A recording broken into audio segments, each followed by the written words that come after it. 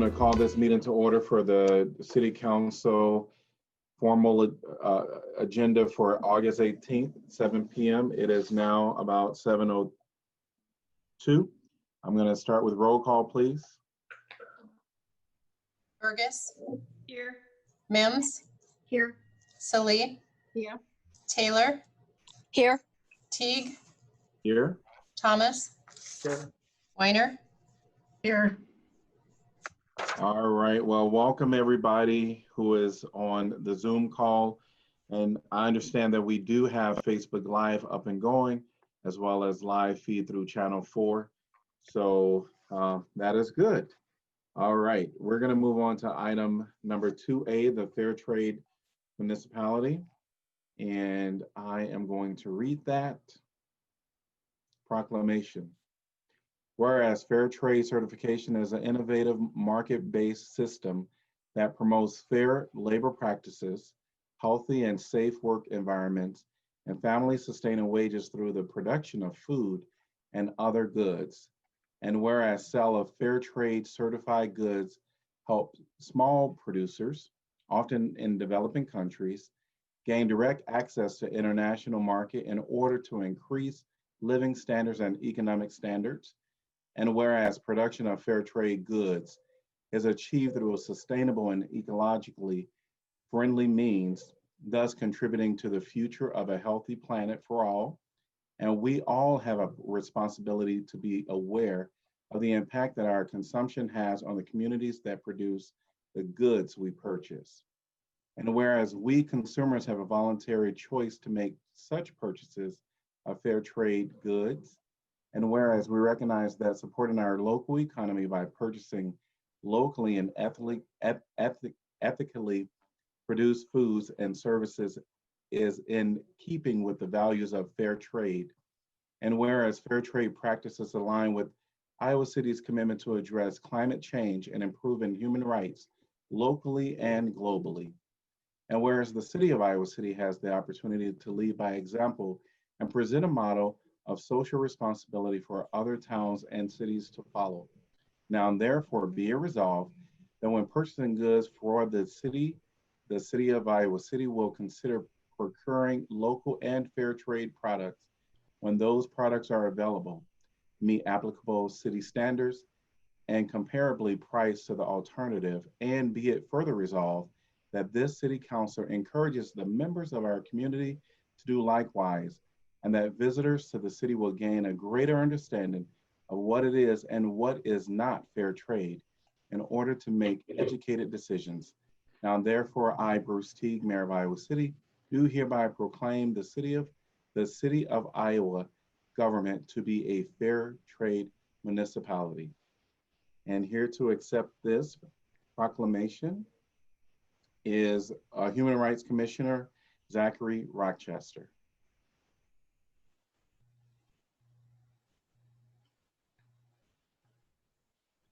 And let's see if Not seeing his name okay. on the panelists.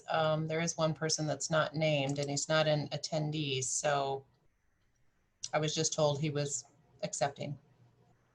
All right. Well, we will certainly, I think this is a great opportunity for the city of Iowa City, this proclamation.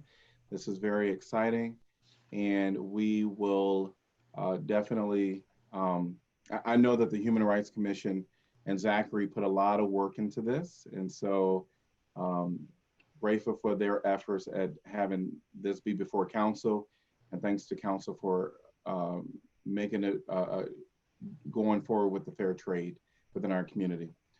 All right. We will move on to items 3 through 8, but before we go there, I did want to make mention that item 5B1 will be pulled from the consent agenda. So per staff request. If council agrees, could I get a motion to approve consent calendar as amended, removing item 5B1? Moved by Saleh. Second by Mims. All right. Would anyone from the public like to address council? If so, please raise your hand, and this will be in relationship to any item that is within this consent agenda. We do have other items throughout our meeting agenda tonight. So if your hand is raised, we will entertain comments related to items within our consent agenda. I'm going to start with Raneem and then followed by Allah. Hi, can you hear me? Yes, Okay. we can. Firstly, I would wanted to talk about, I have two things to talk about today, the TRC resolution that is going to be spoken about today and the events of June 3rd that happened to IFR protesters. Hey, I would, Raneem. hello? Hello, hello. And that, the TRC, we do have that on our agenda, and there'll be. Okay, so I'll just speak about the police. Yep. And then the police will have open agenda, and I'll call you back just to make sure that you know when to come back. All right, lovely. Thank you. It's after this item. All right. Yes, thank you. All right. Allah, followed by Lori.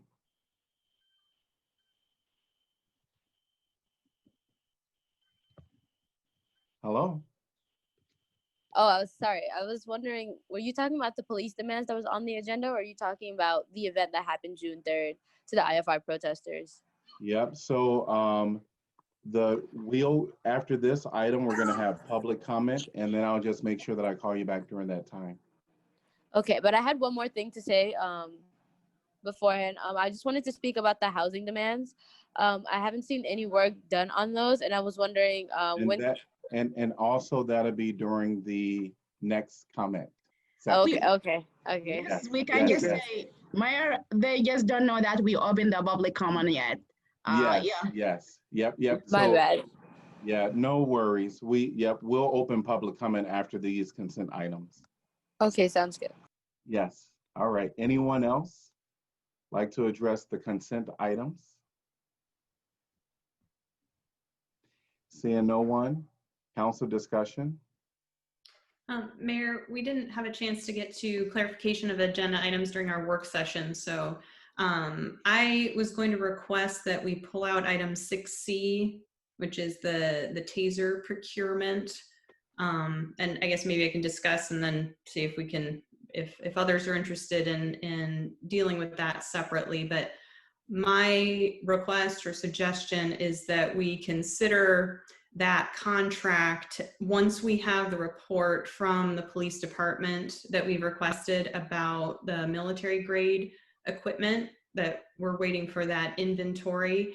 And I just think it would be a helpful educational opportunity to look at the acquisition of tasers in the context of what the police department has, as well as just what we're planning or knowing, the uncertainty of our item number 1 from our June 16th resolution in terms of restructuring the police.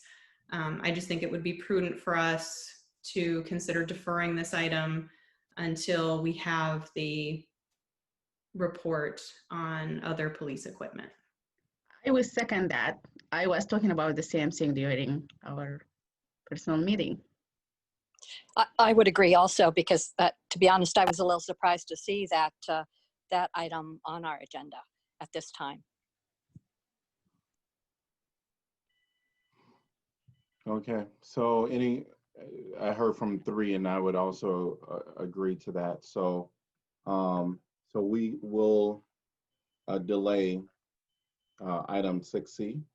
Could I just ask, Jeff, do you have any comment on that, or does Denise, in terms of any implications of delaying that? I think it'd be prudent at least to get some input from staff before we make this decision. Yeah, I think if it's a short-term delay, it will probably not be an issue. But as the staff report indicates, that they're out of the tasers that we have now. Many are out of warranty. We have an inability to get parts to replace any broken elements of those, or items that are failing on us. So they need to be replaced, and I think they serve a valuable purpose. They're not used very often. I looked back as we were preparing this agenda item in the last 3 years, 2019, 18, and 17. We used it 9, 10, and 5 times respectively in our department. That's how many times we deployed it, the taser over the last 3 years. So less than 10 times a year is our average the last 3 years. And they can serve a valuable purpose and prevent higher levels of use of force. So I would strongly recommend that we not delay it long term. This is coming up to you because we consider it a routine maintenance obligation, but I understand if you want to take that decision into a larger context of other equipment that we carry, but we have found these to be extremely beneficial, and we think that it's beneficial for the public safety as well as our officers' safety. I would just add that, you know, they compare them to more like cell phones. So it's a lot about the technology, and we certainly want the best and latest technology to replace our outdated equipment, again, that we can't get parts for. And it's really critically for the safety of the public and us. I'm not going to support the delay on this. I think this is such a routine part of the equipment that police use, and again, an alternative to more deadly force. If we've got equipment that isn't being used or isn't safe to use or whatever, isn't working properly, I think it makes sense to replace it. I just think we did, even if we delay it today, we just need to act very quick on the police committee that the IFR requested. And it is really good idea, as Laura said, we are trying to put this committee together, and we have the idea of restructuring the police department. Why don't just leave it for that committee to do it? And if we can create the committee very fast so we don't delay this, if we need it, maybe we're not gonna need it. Never know. I just wanted to ask what happens when one of these doesn't function properly, or when it gets degraded? Is it, do you end up with greater force, less force, or it doesn't necessarily work as you want it? Well, what I would do is take out that option for us to have less force. So I would, we had an incident here just in the last couple of months where we had a subject with a knife who had assaulted another person, and the officer was able to stop the knife attack and disarm the person using the taser, as opposed to a more lethal force, which would probably be your firearm. So I would say that would be our biggest threat there. You have the malfunction, then you'd have to transition to that more lethal force, or go hands-on when we necessarily may not have to go hands-on. Denise, how often do you guys use the taser? Like really in the record? Do you have a record for that? Yeah, I do. So, Jeff gave us those numbers. Yeah, and we also use it even more when we just display it. So those are deployments, and oftentimes just the display of the taser will de-escalate the situation without using any force, just by that of displaying it. So just so far in 2020, we've deployed 8 times, displayed 19 times. So about half, double that we just have to display it, and it de-escalates the situation. And keep in mind, they're also verbalizing and using other de-escalation techniques during that, but it just goes to show what a valuable tool it is for us before we'd have to use, again, more force, go hands-on, or lethal force. And each time you used it for 2020 with that number, is it like each time the subject had a weapon on them, like a knife or something else? Or sometimes you just use it? Well, they would have to be, they're either armed or they're assaultive. So, it has to reach that level of force before we would deploy that taser. So Denise, I suppose then that these officers are trained either in the police academy or once they're on the Iowa City force, trained in the use of it, the proper use of it? Correct. They receive continual training. One of the other problems with having not being able to replace parts and batteries when they expire is now we're coming upon to difficulty in training, because the more we train with them, we'll wear the batteries out. So we've had to hold off for that training. So as soon as we can get our new ones, we can start training in the new equipment. But yeah, they have a continual training. We have a TASER instructor on the department. I still think we need to delay it. But we do have 4 counselors that have weighed in on delaying it, unless someone has changed their thought process. Okay. All right. So we have a motion with the removal of the 5B. So we probably do we want to just recall the original motion? How long are we delaying this? I think we need to have a specific date.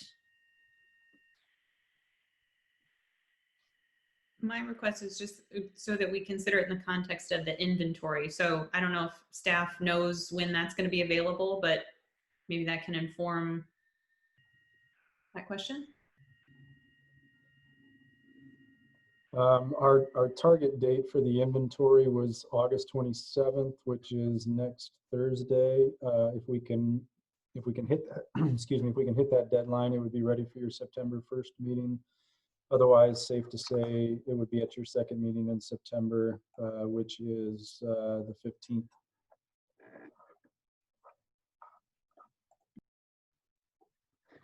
I really encourage the public to also lay their ideas on this until next meeting, especially the people who are going to join or they have interest in joining the police committee. And I want to hear from public and especially from Black Lives Matter folks and IFR and Black Voices Project about this, because this is big deal. We are restructuring the police department and we need to hear from them. I agree, though, that the taser is a much different instrument than, say, the rubber bullets and tear gas. It's used more and more particular. It's not like they can taser a whole crowd of people. This is more like protection for the public and the officer. So I can see that side of it too. And I think Jeff had said that perhaps by the target date of August 27th on the inventory. So for that September meeting, we would know and we would have had a little more time to think about this. I would support the kind of 2-week delay or till the next meeting delay that Councilor Burgess is referencing, so that we have it in context and just have a little bit more information on the tasers themselves, such as you were giving us right now, Acting Chief Brotherton. Yep. And the reason I personally wanted to do the delay was because Councilor Burgess mentioned just wanting a more comprehensive type of report on some of the use. I personally have seen the taser in use once, and it was definitely necessary for safety, not only for the public, but for that individual safety as well. So I'm just talking about one incident that I witnessed, not talking in general about the use of tasers. So I do believe that we have more than 4 counselors that want to delay this item until, the question would be, what is the date? Is there a date that we want to delay it to? Next council meeting. Is it September 1st or is it the 14th? Which one do we want to go for? Well, I would say the 1st, and then if staff doesn't have it, then if we have to delay, if the majority wants to delay it again, if they don't have that inventory done, but I would say go to the 1st. I require, I really want this item to be on an agenda item, formal agenda item, not like consent agenda.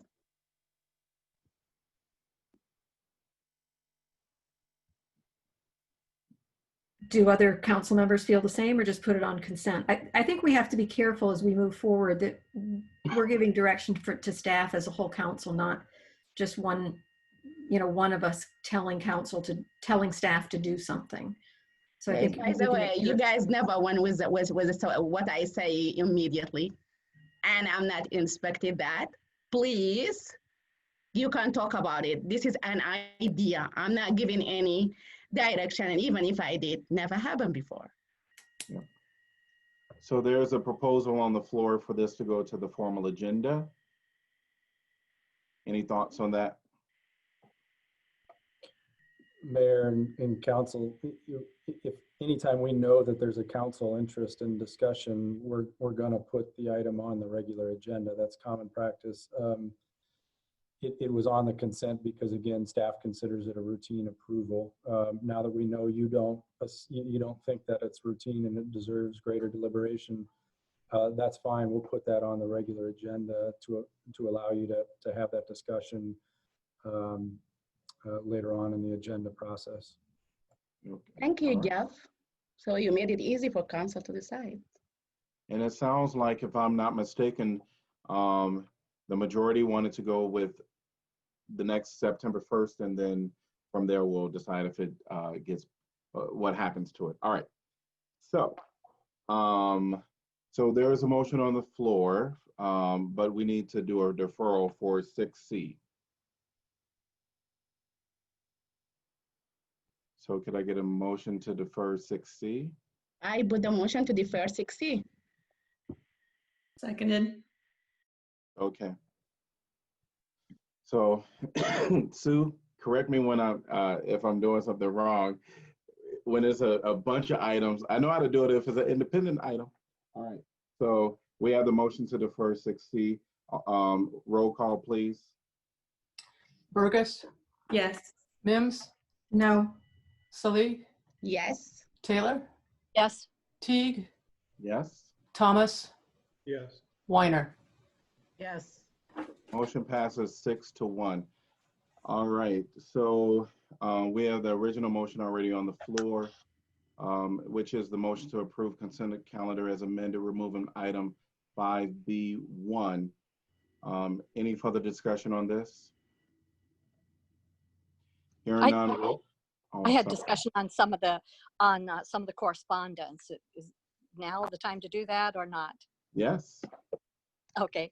The one item in particular that's been getting a lot of comments from the public it was 8C about the renaming of the park, and it kind of goes along with an IP item, IP2 from August 6th, which I think I'm thanking the staff for bringing up the city naming policy. And even in this correspondence, we heard from President Harold that he's recommending this little park space be renamed after that particular person. So I think we really do need to give some serious consideration to that. But if Sue's still online, I just had a question about that, and I think this might be the time. In that policy, there was a difference in if it was a parcel of real property versus city property. And I'm not sure if this little park space is actually city property or if it would be considered parcel, because the only difference was how many people would have to approve the renaming of it. So that would be the question that we'd need to know, and maybe they need to figure that out. I don't know if Sue knows that right off the top of her head. I'm just looking for the agenda item, or which IP. Oh, IP2 from August 6th was the city naming policy. Of course, the one I didn't pull up. Okay. Okay. All right. And it talked about an ad hoc committee versus just a department head making the decision versus what it's called. Sure. Other property would be, for example, a scoreboard in a baseball stadium. That's what it's referring to. Yes. So city property is perhaps this park space. So that was just yes. An appropriate department head, it said. Yeah. Okay. Very good. Thank you. But we really need to consider that. And I guess that would be Julie then. So just to clarify, a park renaming would be under A of that policy, Councilor Taylor. The other property is going to be very smaller things like Sue mentioned a scoreboard, where we've renamed conference rooms in City Hall after employees, that sort of thing. But a park would trigger a greater review and council involvement. Okay, thank you, Jeff. That clarifies that. Mayor, I see people, but there is hand up. Do you want to address that or? I think the hands are for the, we haven't gotten to open comment yet. No, for the consent agenda.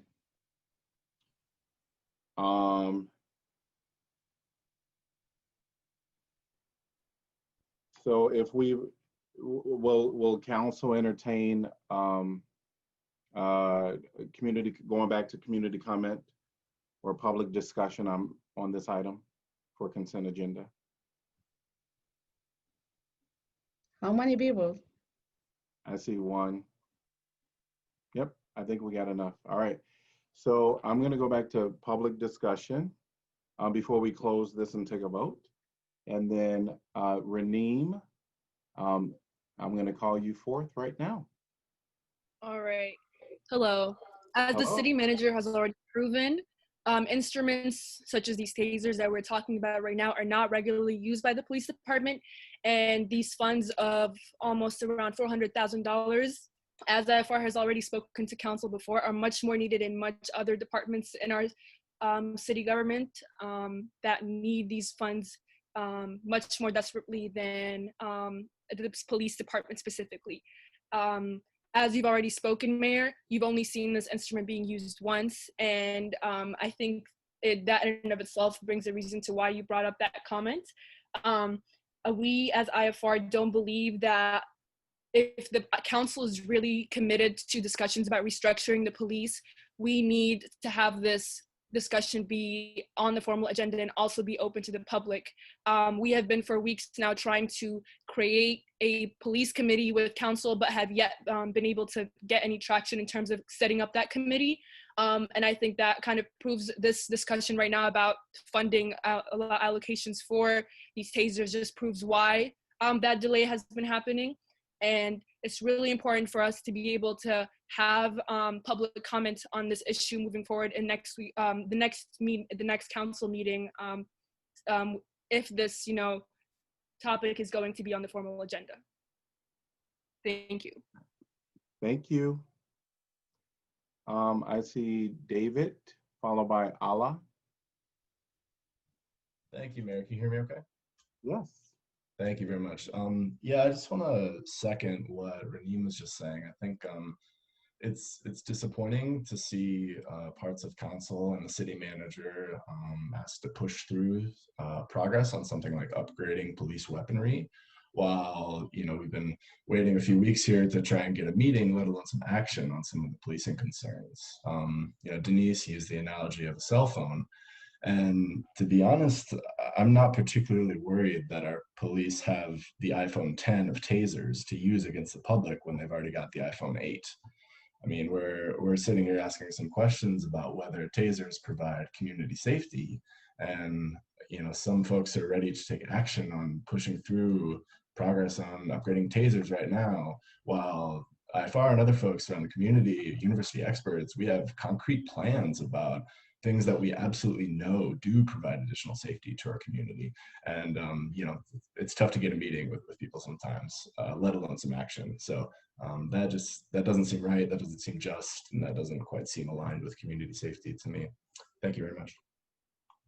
Thank you, David. And Ala?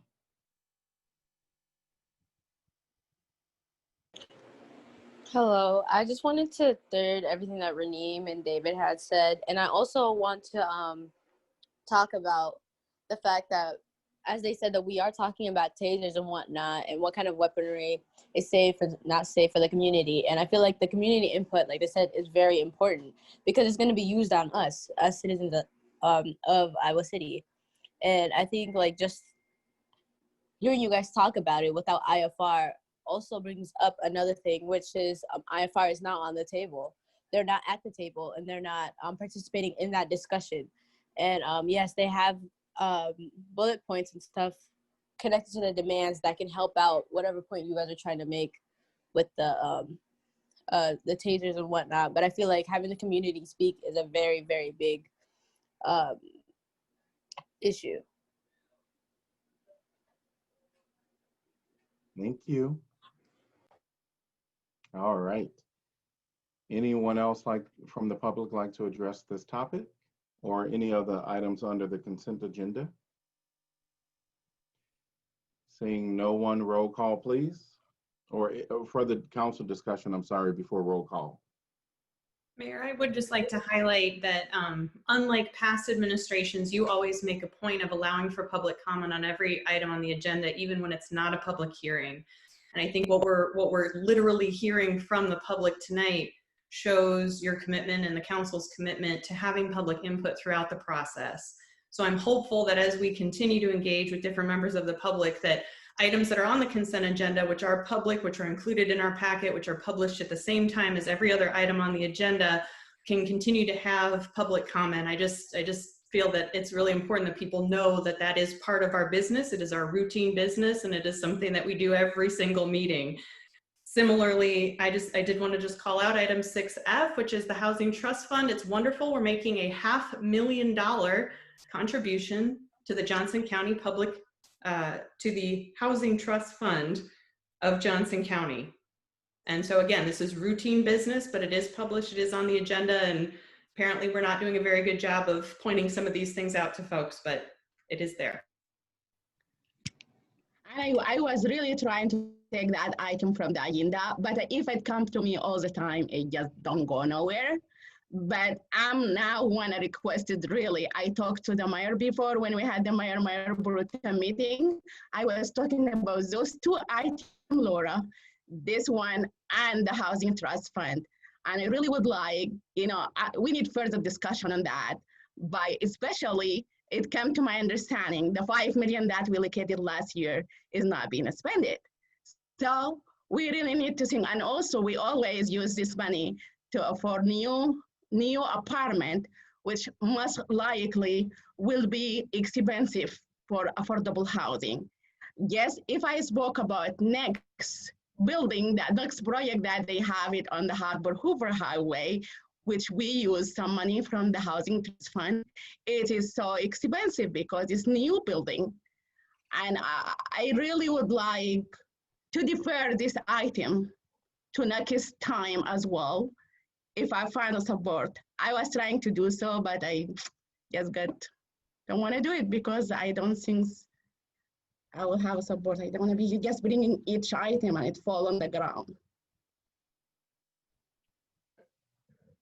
At least from my perspective, and I know we had a brief conversation about some of the thought processes on housing, and definitely what other opportunities we can have in our community for housing. What I might suggest is that there's a larger conversation, which we've already talked about, that we need to have when it comes down to housing. We need to really have that, which we did add that to our agenda,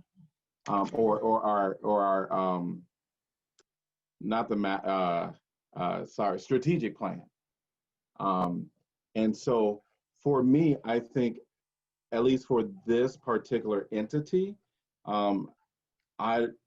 we can certainly have further conversations, but I think we've already kind of committed those funds. I would like to see a greater plan moving forward within the housing, because it's so necessary, because we have people in our community that need the funds or need affordable housing. And so, at least for me, this particular item, I think I'm more looking at the big picture than this one, which I think in the future, how we spend our funds, how we spend our $1 million could be a little different than what we've done in the past.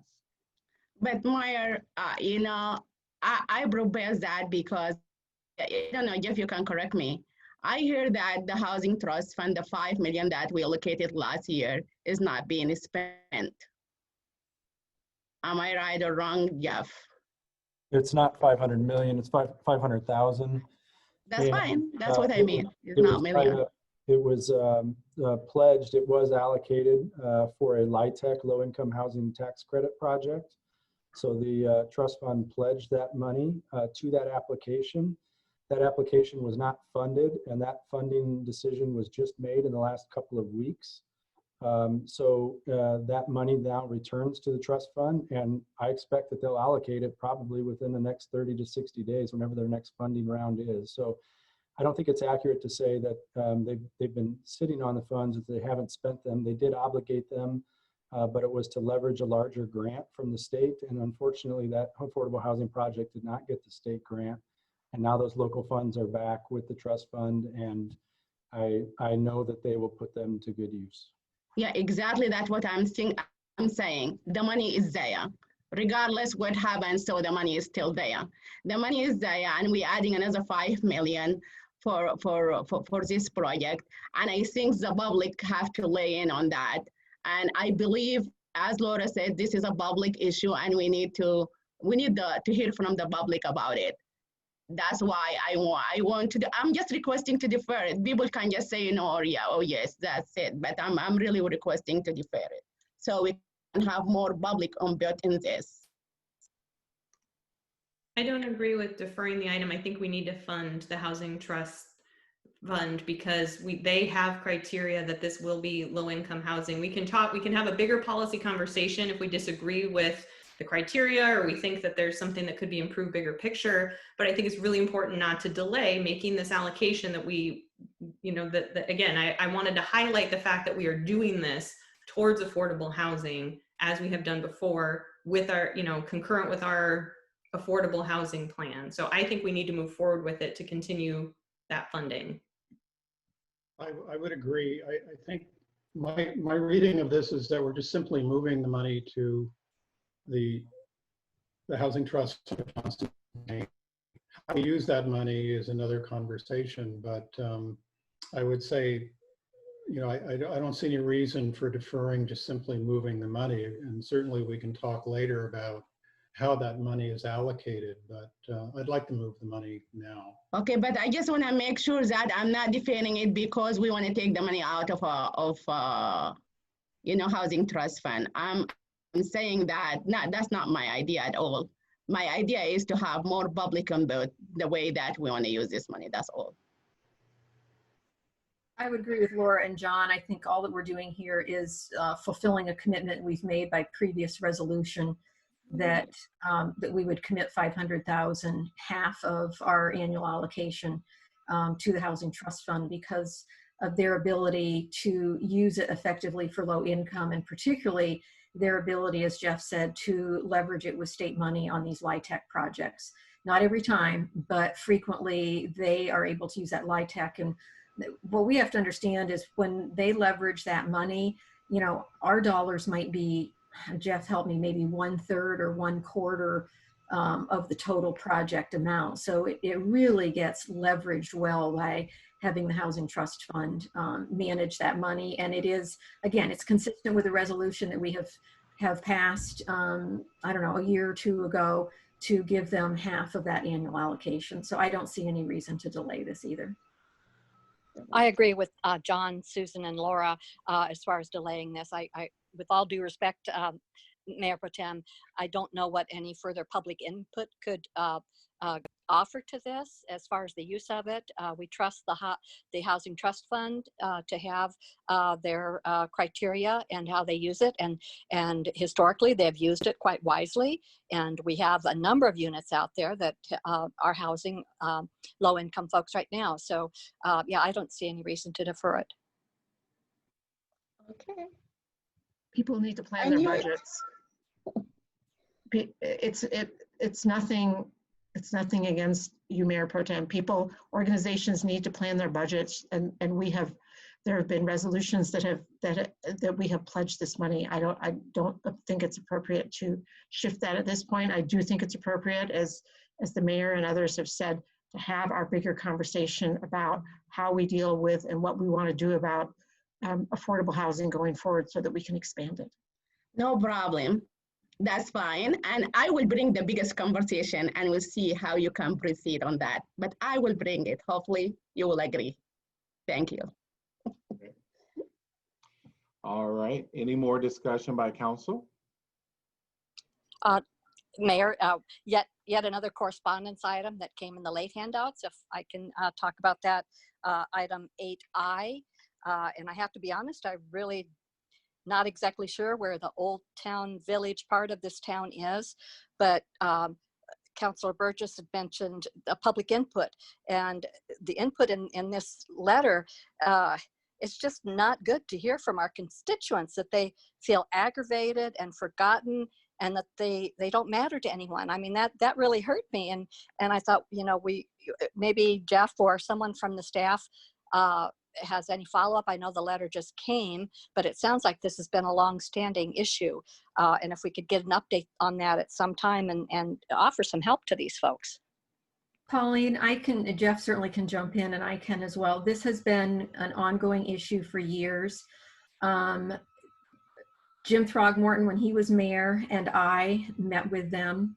Jeff and our engineering staff have met with them. In a nutshell, this is an issue of a problem that was created between the Corps of Engineers and the developer. And essentially, the neighborhood wants the city to take on financial responsibility for something that is not our financial responsibility to clean up. And every time we have a meeting, and we've had correspondence directly with the Corps and tried to explain that to them, they keep coming back because they're hoping they will get a different answer. But for Russell Hott to say that nobody listens to them, I would strongly disagree with that. We have had multiple meetings over the last number of years and have listened very carefully, have analyzed all of the documents and the data. And the result of that, and Mayor Throgmorton I think would agree with me 100% on this, is that this is not the city's responsibility. And they are frustrated with that, which I understand, because it is an expensive proposition to fix this problem. And they are trying to find a way to get the city to participate in that process.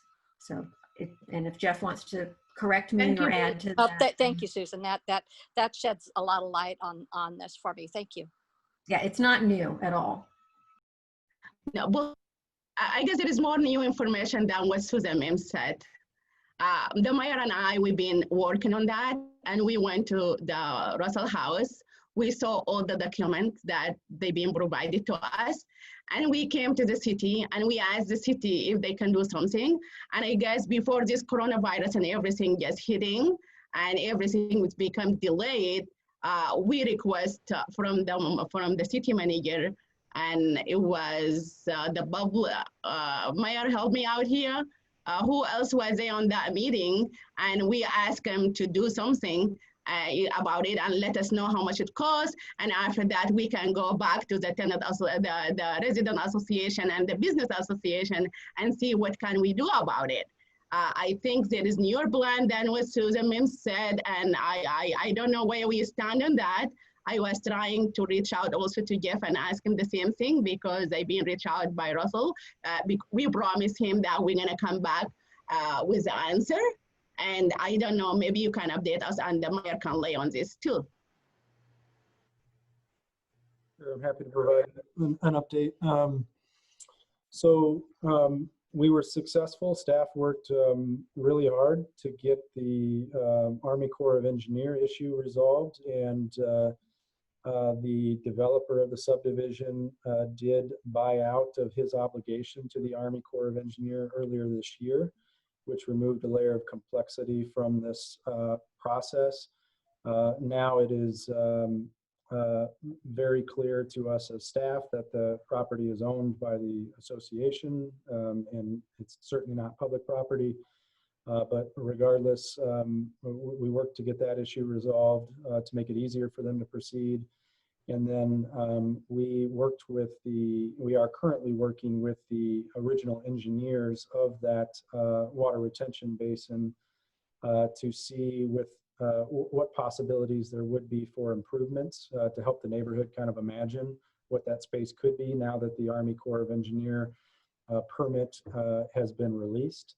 And that work is ongoing. We have an initial draft from the engineers. We have some questions and are asking for some revisions. And our intent is to go back to the neighborhood association and say, we took it upon ourselves to do some initial engineering for you to, again, help you visualize what could be. And here it is with some initial cost estimates. But our position remains, and we're very firm in this position, that the city's under no obligation to assist with a private improvement like this. And we have numerous examples of private infrastructure all over this community, be it roads or water retention basins or neighborhood association parks or pools. And we've historically not funded improvements in those areas. And so we're trying to help here, but we would paint a very different picture than what is portrayed in that email. Thank you, Jeff. Just Jeff, if you don't mind, maybe we can have a follow-up meeting with you on that, because we was working on this, and I guess after this coronavirus thing, we couldn't sit down again. If we can have a follow-up meeting just to see where things stand.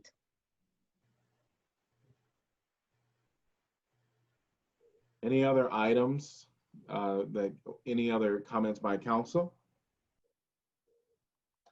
Hearing none, roll call, please. Mims, Yes. Sully, Yes. Taylor, Yes. Teague, Yes. Thomas, Yes. Weiner, Yes. Burgess. Yes. Motion passes 7-0. We are on to item number 9, which is the public comment section. And again, this is a time where anyone from the public can address council for any item that is not on the agenda. There's more items on the agenda, which there will be public comment at that time when the agenda item comes up. So anyone from the public can address council, and we ask that you keep your comments 3 to 5 minutes. And I will start with Chrissy Canganelli. Good evening, Mayor. Can you hear me? Yes, welcome. Thank you very much. Technically, this was under the consent agenda, but public comment on that was closed, and the council continued to deliberate because of the Housing Trust Fund of Johnson County and the funding recommendation for the Housing Trust Fund of Johnson County. I feel that there was a mischaracterization of the use of funds that was shared or articulated by at least one council member. And I would like to at least share for public record and for anyone that is listening, in the last 2 years, at least just for my organization, Housing Trust Fund of Johnson County funds were used to leverage over $2.7 million in federal and state public funds to build 24 one-bedroom units for 30% AMI and below individuals. There was another grant of about $75,000 that was used to leverage an additional 5 units for 30% below AMI individuals, all individuals who had experienced homelessness, and the majority for the 24 units, chronically homeless. This has come at significant benefit to our community, to our criminal justice system, and to our emergency health systems, in cost savings, and also in savings in life-saving intervention of providing permanent supportive housing. Over the years, the Housing Trust Fund of Johnson County has leveraged millions of dollars for this community, with the vast majority of units being 60% below AMI. But I would really appreciate, not only as a recipient of those funds, but as the Vice President of the Board of Directors for the Housing Trust Fund and as a founding member of the Housing Trust Fund, that the conversations be fact-driven, data-informed, and that there be an opportunity for the organizations to actively participate and inform these conversations so the public has the real information about what is actually being done in our community, which is leading the curve across the state of Iowa in addressing the needs, not only of homeless, but of lower income individuals in accessing affordable, safe, and decent housing. Thank you. Thank you, Chrissy. Eric Harris, followed by Allah. Welcome, Eric. I would like to say that we need, and what I think that we need is more investment in the South District community. It's a community that is very diverse, has a lot of people in this area. It's also the community that houses the homeless shelter. It houses the future thing that's coming up with the Anchor place. And I think we need more investment in this community. And that's kind of that's kind of what I want to say. We need investment in this community because this is a large people of color community, and we need investment in this community. Thank you. Thank you, Eric. Allah. Yes, hi. I just wanted to get back about the IFR demands for the housing. I haven't really heard anything back about it, but just a refresher of the demand, the City Council must implement a clear and sensible plan for affordable housing that addresses the availability of affordable housing in the city's core neighborhoods, EI downtown, as well as providing robust affordable housing options for citizens. This plan must include repurpose empty buildings, houses, apartments, and hotels to house people experiencing homelessness, provide equivocal support and resources to refugee and asylum-seeking communities, ensure that survivors of gendered violence have access to alternative housing options in the event their primary households become unsafe, provide non-coercive housing options for young people experiencing abuse or family rejection of their queer or trans identity. And last one, City Council must create a committee on affordable housing and issue a public report for their progress every 60 days. We haven't seen anything or haven't heard of anything being done. We haven't been sent anything that's been done for this demand, and I think IFR would really appreciate an update on this, just because we did say we wanted progress report every 60 days and we haven't received one. We do have a housing committee on IFR, and I would like to talk to you guys about that if you would like to reach out, but that's all I had to say. Thank you. Thank you, Allah. Anyone else like to address council on any item that is not on the rest of our agenda? Laura Crawford. Lori, can you hear us? Okay, I can. great. Can you hear me all right? Yes. Okay, I'm starting my timer. Mayor Teagan, councilors, please seriously reconsider the wisdom of a bow hunt this year. Citizens are still dealing with COVID-19 and now the aftermath of derecho. This is not the time. Lori, What? I'm sorry. That is item number 12. Could I have you come back at item number 12, please? That's actually the ordinance, and I'm not addressing the ordinance at all. I'm addressing both. Okay. All right, continue, please. I'd like to start over then, because I want to start my timer, please. You certainly may. Thank you very much. Mayor Teagan, councilors, please seriously reconsider the wisdom of a bow hunt this year. Citizens are still dealing with COVID-19 and now the aftermath of derecho. This is not the time to embark on a controversial new program that will cause further strife, stress, and division.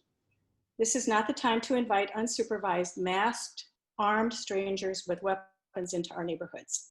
I endured the Cedar Rapids bow hunt for 10 years before moving first to Arizona and then Iowa City to get away from the horrors. My 1-acre fenced yard was posted with numerous no hunting and no trespassing signs. A hunter shot a buck in my yard Thanksgiving Day 2005. I photographed the buck with the arrow in his side. The buck came through my yard periodically over the next months, getting thinner and always with telltale fluid coming from the infected arrow wound. Many months later, he collapsed in my yard. The air reeked of infection. A necropsy revealed he was full of infection from the unsterilized arrow. 2 years later, a hunter shot a nursing doe in my yard. Her confused fawn was still standing by her dead body when I found her. The hunt manager, then Fire Chief Steve Havlick, who's also a bow hunter, came out when the buck was shot. Eric Schlotterdijk from the DNR came out when the doe was shot. They both said the deer were intentionally shot illegally on my property. The hunters violated several rules: shooting a buck, hunting on foot, shooting into non-permitted property, not shooting from a tree stand, failure to retrieve the body, and failure to report the unretrieved deer. I encountered many other arrow shot deer, wounded and also dead. It was traumatic. I thought Iowa City was better than this. A progressive community populated by doctors, university professors, and other professionals is not where I would expect to encounter arrow shot deer and masked strangers in camouflage with weapons. If you decide to proceed with this ill-advised course of action, please work with Iowa City Deer Friends to ensure the rules and regulations are drafted with citizen safety and humane practices foremost. Please ensure the city notifies citizens where to file complaints, incident, and accident reports. People also need to know who to call if a wounded deer is down and can't get up. Please make sure several city departments have lists of hunter names, properties where each hunter has permission to set up a tree stand, exact location of the tree stand, hunter vehicle information, and emergency contact information for hunters and hunted property owners. This information is critical to investigate complaints, incidents, and accidents, and also for hunter and property owner accountability. Property owners should be required to be in town while the hunter is hunting on their property, first to supervise the hunter, and second, in the event of an incident, accident, or complaint. Please prohibit killing spotted fawns and does with spotted fawns. Cedar Rapids hunters kill fawns no bigger than a dog. It is unconscionable to shoot a doe with a spotted fawn. The fawns rely on their mother to teach them life skills, such as when and where to safely cross a road. This is also a human safety concern. Thorough vetting of hunters and a meaningful proficiency test are critical. 2 hunters who killed a doe on property where they did not have permission had a history of fish and game violations. A convicted sex offender was hunting until I reported his conviction. A lax proficiency test allows inexperienced and ineffective hunters to maim deer who are later found dead or wounded by unsuspecting citizens. A non-lethal shot causes untold suffering for weeks or months. I am curious about the status of the non-lethal measures that we worked with the city on. These have the power to be permanent solutions to deer-human conflict and have proven so in other communities. An urban bow hunt is fraught with conflict, stress, and trauma. Haven't we had enough of this already this year? Thank you. Thank you, Lori. Sure. I'm going to call Allison, followed by Reneen. Hi, can you hear me? Yes, welcome. Thank you. So I wanted to say that these are not normal times. I think we can all agree on that. They're very unprecedented times.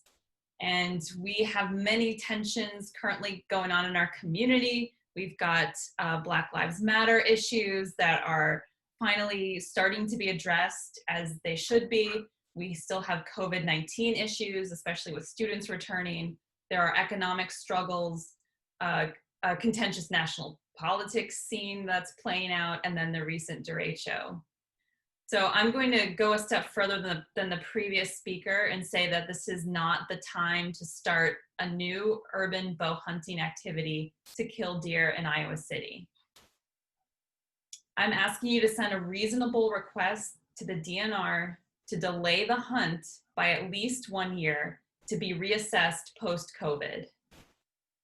I can't imagine that the DNR will actually deny a sensible request like this. This is not the time to have armed people roaming around in private property, complete with masks, hopefully obscuring their faces.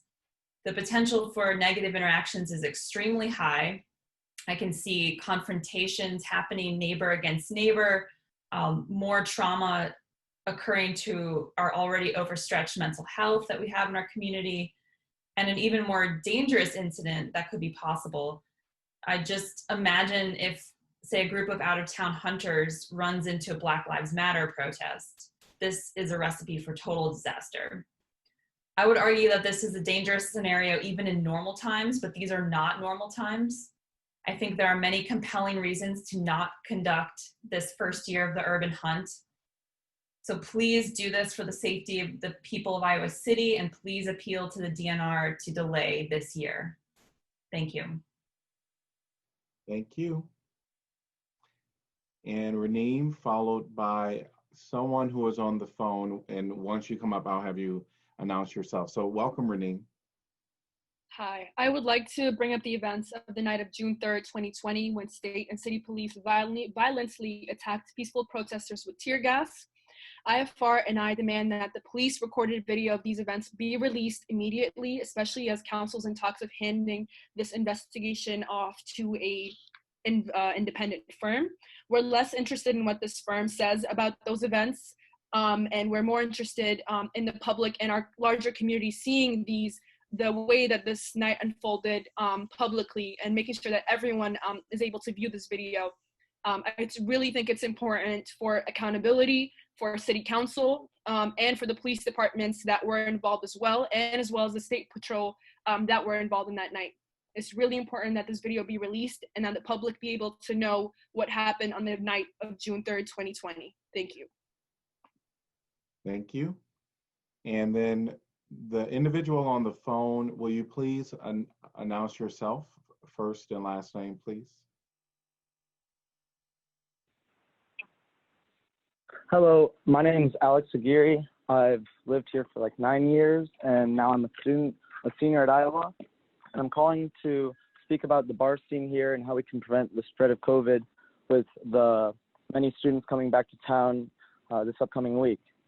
This summer at the local bars, the local bars have done a decent job at maintaining half capacity, but I've noticed that it didn't always work even in the summer with not our full population coming in, and the half capacity isn't really even enforced. I noticed this especially this past week when the first wave of students came back and most bars were alarmingly overcrowded. My biggest concern is that once all the students come back to the campus and the bars will be even more densely populated, and the downtown will be an ideal environment for spreading COVID. I was trying to think of what we can do to have the best situation for our community, and the options I see are we can do nothing, and then a spike would most likely occur within the next coming months. We could close the bars and our local economy will suffer, and over 10% of people in Iowa City would lose their jobs, including myself. I'm a bartender as well. The best solution I could think of would be to allow an open container law in a set area that we could be easily monitoring. For example, this could either be the Ped Mall or Clinton Street from 10 p.m. to 2 a.m. on the busiest days, Thursday through Saturday. The idea I had was to spread the crowd out into an environment that doesn't promote the spread of COVID, and having air circulation is a key to suppressing COVID infections when in a social scene. And if we keep everyone in the bars, it's just a terrible environment for that. I think the tables in the Ped Mall would be very helpful for keeping people to social distance within their groups. While outside, it's still important to social distance. Not to mention, we just had Iowa pass the to-go drink laws, and I feel like this would also coincide well with that, so we can get the maximum benefits out of that law instead of, I feel like it's not very used, especially where I work even. There's many communities around, like Stillwater, Minnesota. I was thinking of Beale Street in Memphis, Tennessee, when I first thought of this. And we could look at those cities as an example to see what problems occurred in their system, and also what benefits we could take from them, or how we could organize it. And as a community, we need to innovate. We cannot just do nothing and lie down and quit. We must, the plan I just laid out is not foolproof yet, and it'll take a lot more planning and community effort before we can really be successful with it. But I believe it's a start in the right direction to suppressing the spread of COVID while still maintaining a strong local economy. Thank you guys for listening. Thank you. And then if you have addressed council already during this time, unless there's a new person to address council, we ask that only ones to address council during this time. So Eric, is someone else on the phone that wants to address council?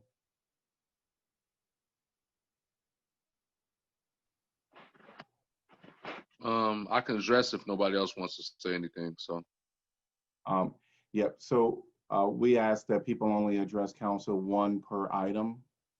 So I think you did already come during the comment section this time around. Is that correct?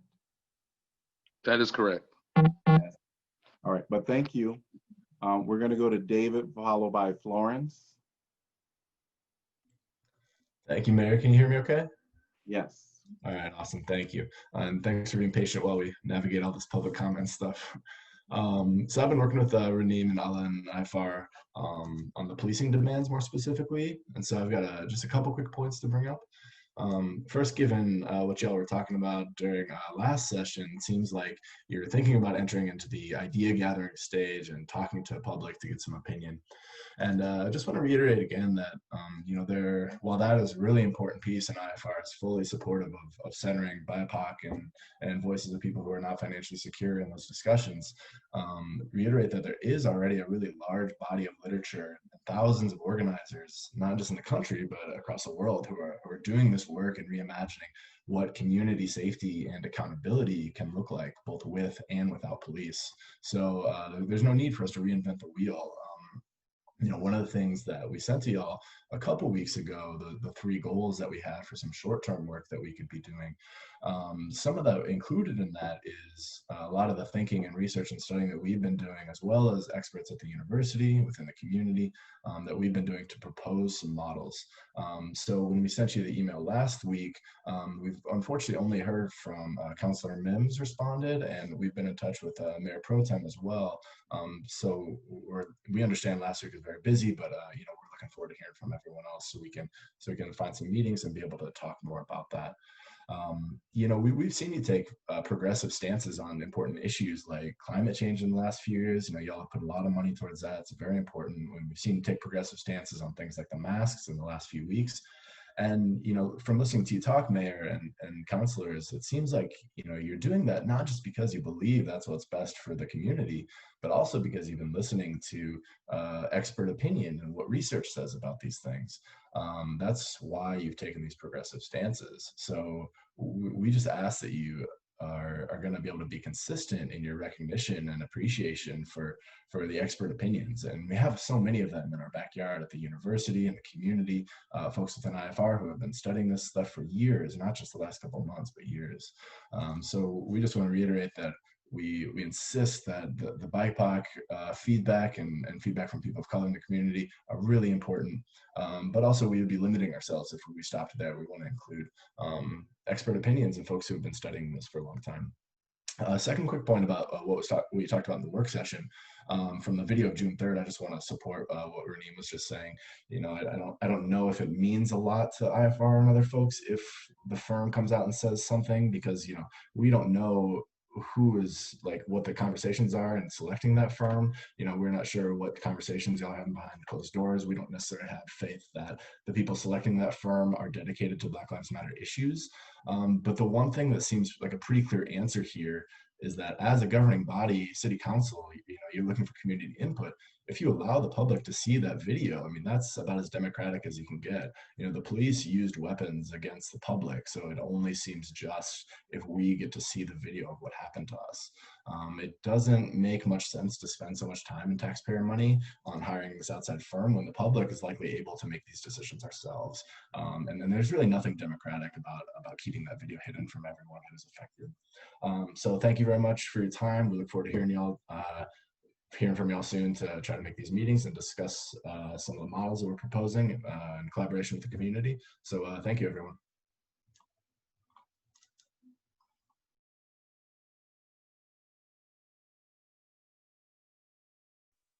Thank you, David.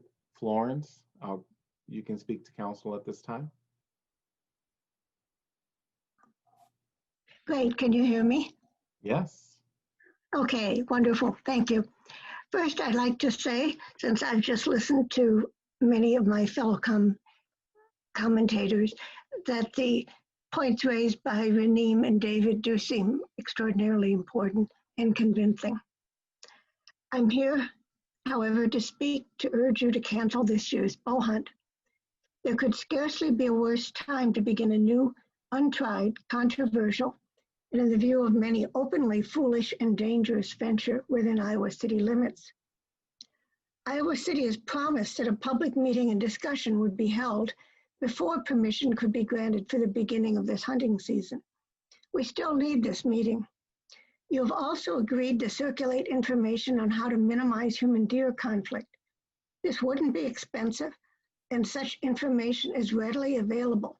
For example, Iowa City Deer Friends have provided it. Both of these initiatives would help citizens become better informed on an issue which might seriously impact them.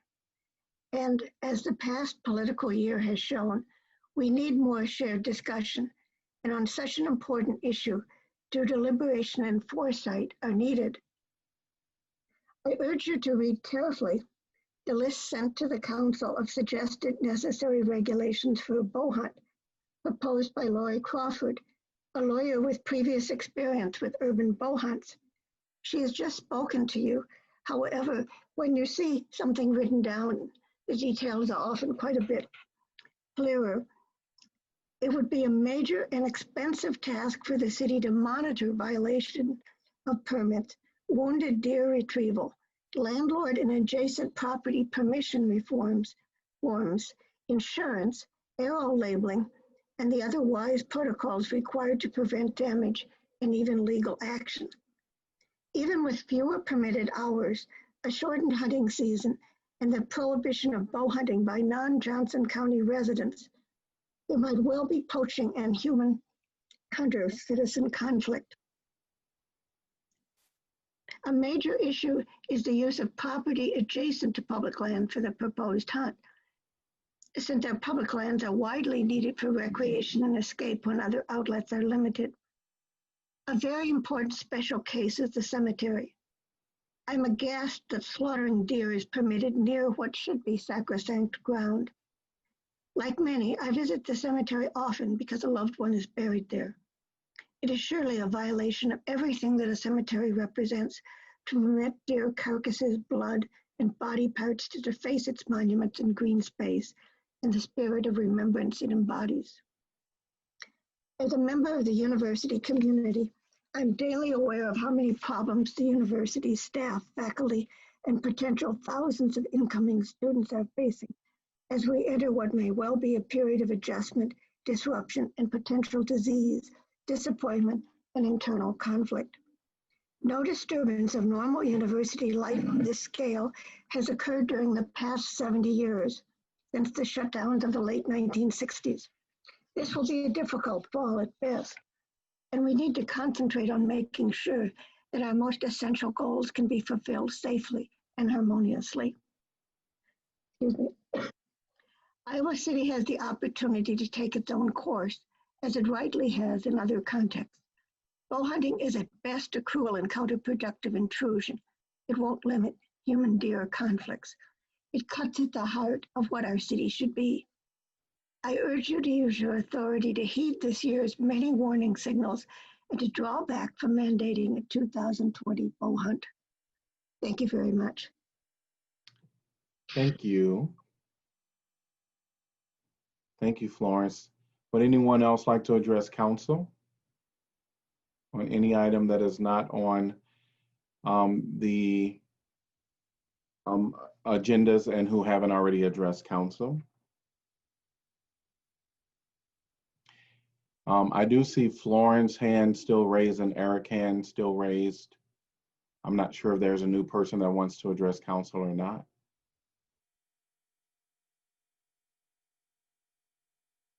Eric, is there a new person that wants to address council? I want to address still, so. Okay. Yeah. I want to address the Iowa Freedom Riders. I mean, that's my big thing right now. I have a problem with those guys, and the South District Neighborhood Association has a problem with those guys because they're putting Eric. Yeah, Eric. As much as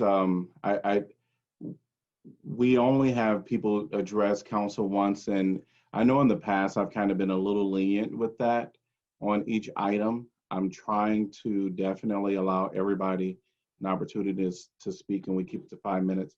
What I would encourage you to do is certainly reach out to counselors, and there are more agenda items coming up that is related to Black Lives Matter. if you wanted to, if that's of interest for you. Yes, That is that you can address council. that's what I'm speaking on. Black Lives Matter, and I'm one of the Black Lives. So yeah. when So they speak on stuff like that and they don't include Black lives, it kind of upsets me. You know, so they don't um, come to the South District neighborhood. They don't come around. They don't come to these neighborhoods where all the Black people are at. But they say Black Lives Matter. They don't come to these neighborhoods that we're going through. Things that's going on, shootings and police coming through with armored vehicles, and they don't address those things. And it's kind of getting upsetting to me. It's kind of really bad. It's kind of messed up.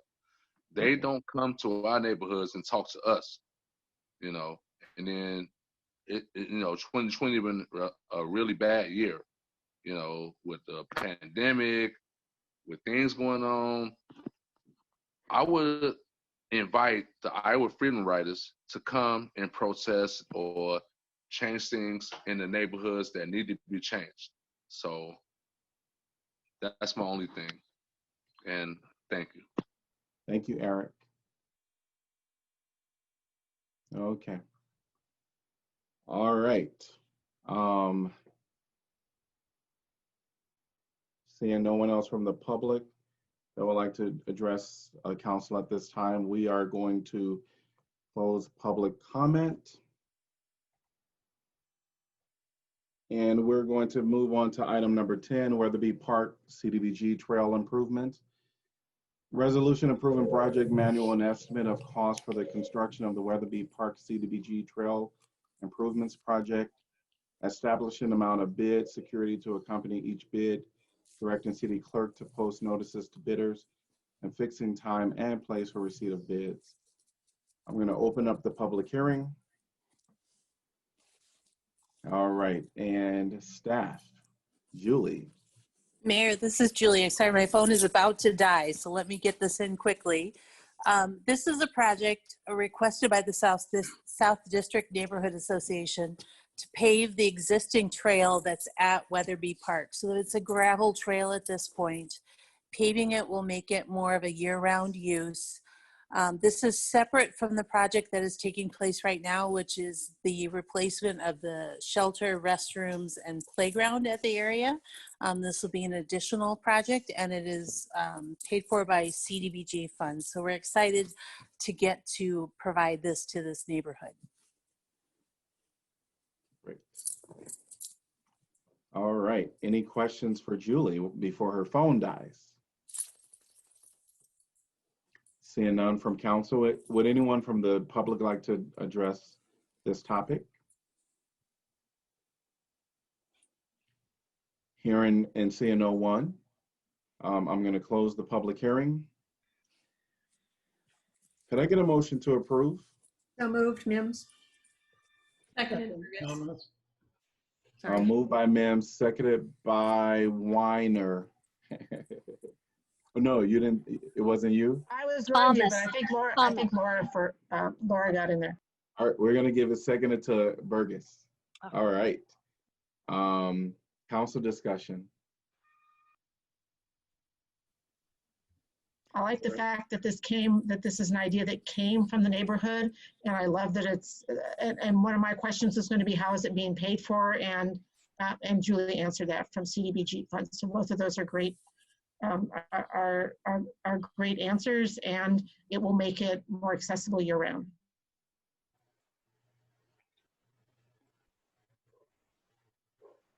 This is one of my neighborhood parks, so I'm really excited to see that trail paved. I walk it often, and I think that'll be a great improvement. I did just want to throw out the possibility of maybe putting up a sign indicating that was the work that was going to happen there. I think we've had a few things lately where there've been changes to the parks where people haven't been aware at the time of what's happening. And I think Julie referenced in our work session that Fair Meadows Park's splash pad question, like what was happening with the construction when it was just the power being out. So just to throw out there that if there's some kind of simple signage of, hey, this is the improvement that's happening here, it might be good. This is Julie, and I'll weigh in on that for just a second. We do put parks in progress signs at each of these parks. And if you go to our webpage under park projects, we have updates on each project and what's happening, so that people can find out from that resource what's going on.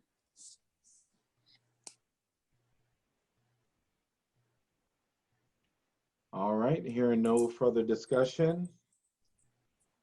Roll call, please. Salee, Yes. Taylor, Yes. Teague, Yes. Thomas, Yes. Weiner, Yes. Burgess, Yes. Mims. Yes. Motion passes 7-0. Item number 11, Melrose Avenue, IVW Road, Highway 218 to Hebel Avenue improvements. Resolution authorizing the acquisition of property interests necessary for construction of the Melrose Avenue, IVW Road, Highway 218 to Hebel Avenue improvements project. I'm going to open up the public hearing. And do we have a staff presentation on this? Good evening, Mayor and Council. Jason Hobble, City Engineer. I'll just give you a brief background on the project and this item. Just as a reminder, this project will reconstruct IWV Road and Melrose Avenue, basically from the Highway 218 southbound ramps west to Hebel Avenue, which is access to the city's landfill. This will remain a rural section with ditches. It will also include water main extension out to the landfill, so that we'll be on city water out at the landfill. Because the adjacent properties are ag land, there's a little bit different process that we have to go through, which includes notification of the property owners and then this public hearing. So we're following that process. And in general, what it does is, again, allows us to proceed with that process. And in general, for this project, what we'd be looking at would be essentially some additional right-of-way and construction easements along the entire corridor. Because we are adding paved shoulders on the project, it'll actually result in a little wider cross-section, so we'll have to widen the right-of-way in order to account for those that wider paved section and the ditches that go along with that. So as we move forward, this will allow us to work with the property owners to discuss the specifics and move towards making those offers for obtaining those property rights. And I think that covers it, and happy to answer any questions. Jason, this is Pauline. I think this is a great project to see, because that's really a highly traveled route over to the landfill.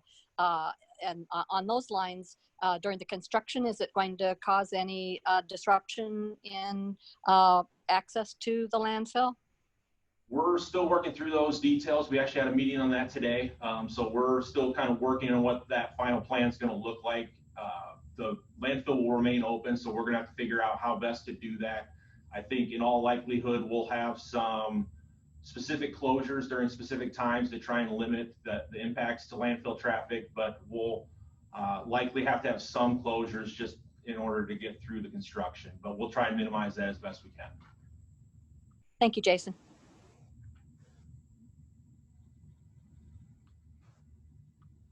Would anyone from the public like to address this topic? If so, please raise your hand. Seeing no one, I'm going to close the public hearing. And then could I get a motion to approve? Taylor, so moved. Second, Weiner. Council discussion?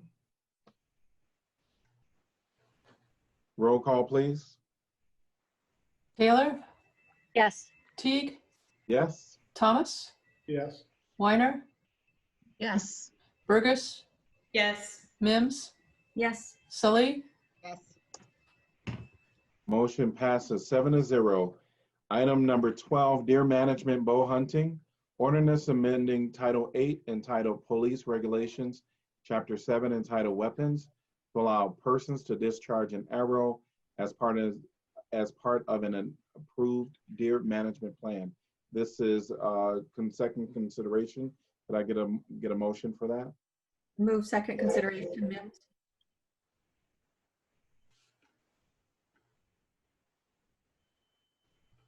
Could I get a second? Second, Thomas. All right. And then I know this was on our agenda last time. Would staff like to do any additional items to address council or the public about this? Seeing no staff, we're going to see if anyone from the public would like to discuss this topic. If so, please raise your hand.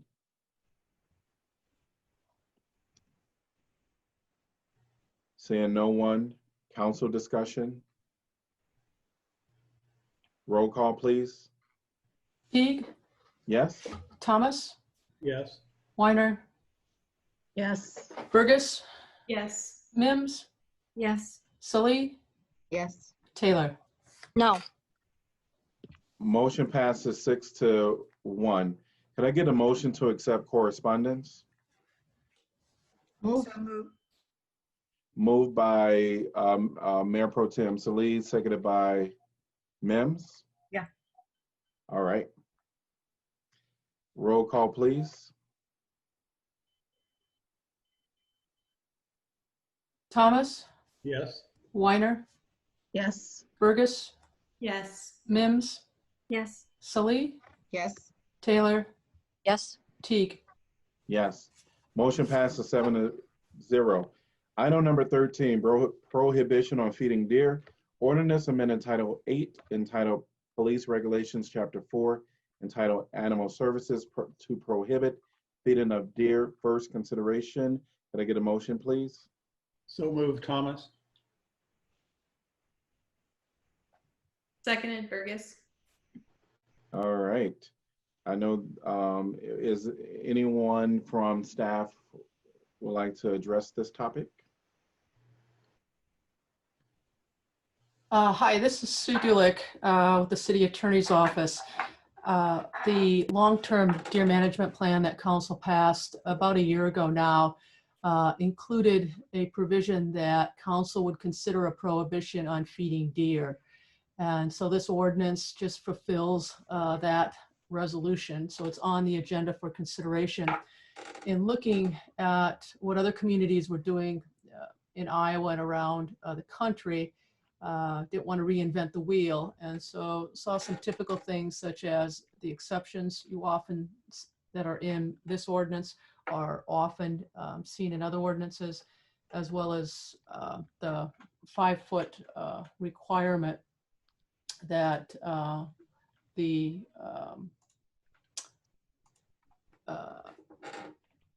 food have to be up off the ground by 5 feet. And looking at what both the Iowa State University Extension Office as well as other wildlife experts, they do recommend against it. I'm certainly not a deer expert. I put this on the agenda because of the resolution required consideration of it. I think it's a simple ordinance in the sense that you can't place or permit to be placed or maintain the food for the deer where it can be reasonably expected to result in feeding the deer.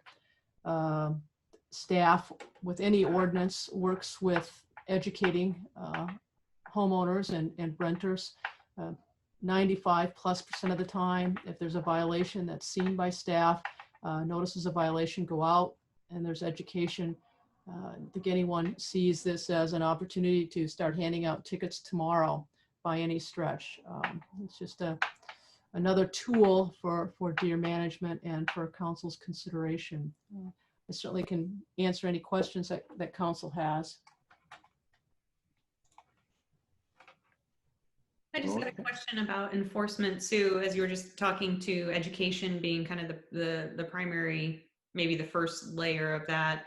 I think the civil citation is what the implication of violating this if we were to enforce it. Is that right? Right. It's not a simple misdemeanor. It's not a crime. It's just done civilly with a civil ticket. The person has the opportunity to go in front of the magistrate. City has to prove its case. And if the city does, the person could be, there's a civil penalty and court costs, plus we would ask an order from the court for the person to, continue to obey the order, but it's not a crime. This is just like when somebody reports somebody, or how this? Yeah, well, most likely, as these things go, will be a neighbor reporting on a neighbor, or and staff will go out and observe the yard. You can't go onto the yard. You would have to observe it from the public right of way or from a neighboring property that had permission. And if there was a violation or a perceived violation, a notice would be provided, an opportunity to talk with staff about this and to try to come in compliance. That's the whole point, is just coming in compliance. Do you mean that the staff should like seeing the action, have to see the action? Or you mean if, I don't know how you can get the evidence? Yeah, that'll be difficult, but the ordinance says you cannot place, you cannot permit to be placed, or you cannot maintain. And so if you observed food such as apples or a salt lick or something of that nature, less than 7 feet or less than 5 feet off the ground, that wasn't screened, and you came to the conclusion that could be reasonably expected to result in feeding deer, that's the decision you would have to make. And then the owner or the tenant could say that's not true, and then the magistrate would have to sort it all out. Okay. Thank you, Sue. Thank you. Yes. All right. If anyone from the public would like to address council, we ask that you keep your comments to 3 to 5 minutes. And you can raise your hand and I will call on you. And I see Florence. Hello, Florence, welcome. And then Florence followed by Lori. I apologize, Bruce. I keep trying to lower my hand. I have already spoken on the topic I wanted to speak on. Thanks. Thank you. Lori.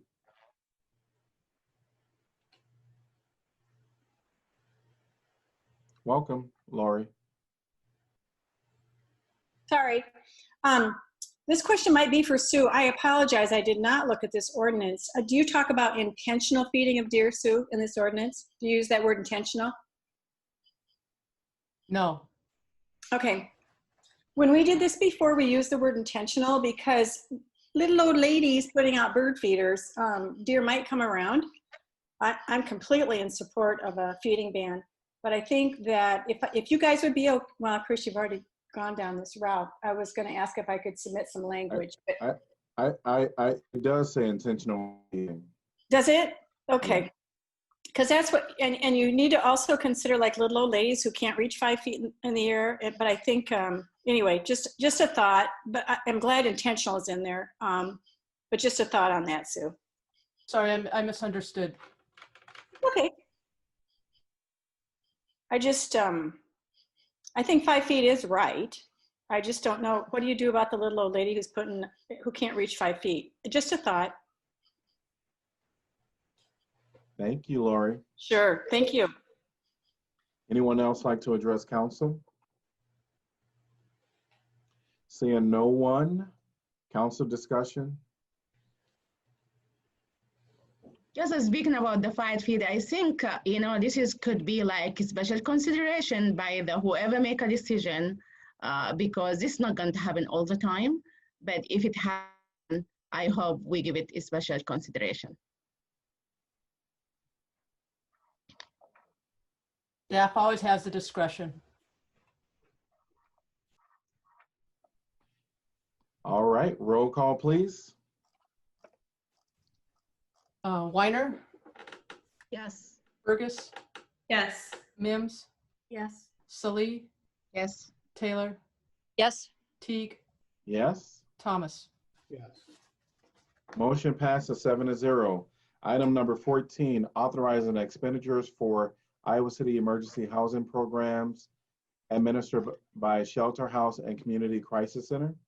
Resolution authorizing the city manager to provide additional funding for the city's local emergency housing programs administered by the Shelter House and Community Crisis Services. Could I get a motion to approve? So moved. Thomas? All right, I'm going to give that to Weiner. And I'll give it to Mayor Pro Tem second. All right. And is there any staff presentation on this? I know Jeff addressed this with council. Yeah, just real briefly, Mayor, as a reminder for council and for the public, this is a resolution that gives me some additional spending authority to replenish 2 of our emergency housing programs that we have right now, one being administered by the Shelter House and the other through Community Crisis Services. The root of this was our work session discussions from previous meetings in which we acknowledged that with the COVID situation, there could be some significant housing crises in the next few months that come at us pretty fast. And so we wanted to be pretty responsive with how we can respond to that crisis. And we didn't necessarily want to have to wait for additional city council meetings to get that authorization for funding. So this does give me the authority to replenish these 2 programs at a rate of 1.5 times the original amounts. For the security deposit program, that would be an additional $112,500. And for the Shelter House program, that would be an additional $75,000. So as I mentioned to council in the work session, I wouldn't necessarily provide all those fundings at once. The funding would be released by me incrementally as a need arises. And we would work with these 2 providers to make sure that that the program rules are going to continue to meet the needs of the community as we've done the past few months here. So I want to thank the Shelter House and community for the work they're doing on our behalf. We think the programs have been successful, and we think we're really going to have to rely on them further this fall. So I'll answer any questions if council has any.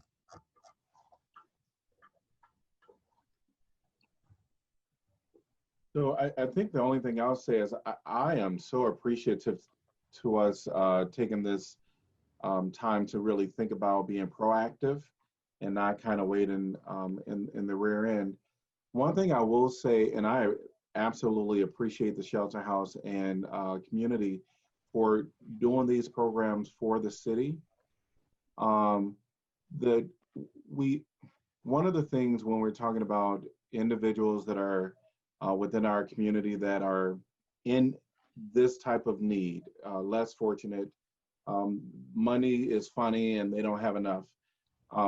We do need to have a serious conversation with these 2 entities just to see how can we continue to identify barriers and be supportive to them to ensure that we're processing applications as quickly as possible, and that is not being so, we make it easy as possible for those that are seeking funding. So at least I wanted to, one, say it loud and clear, thanks to the Shelter House, thanks to Community Crisis Center, because this is a service that our residents are benefited from. And I know that we're not talking about the mechanics of the program, just talking about more funds that will be readily available, which I'm happy about. I do continue to want to at least talk about how can we make the program a little more easily accessible, and that's something that, of course, we can talk to our staff can talk. I can talk to our staff about a little more in depth, but I at least wanted to, weigh in and say thanks to Shelter House, which I probably could have waited until the end, give my comments as during council discussion.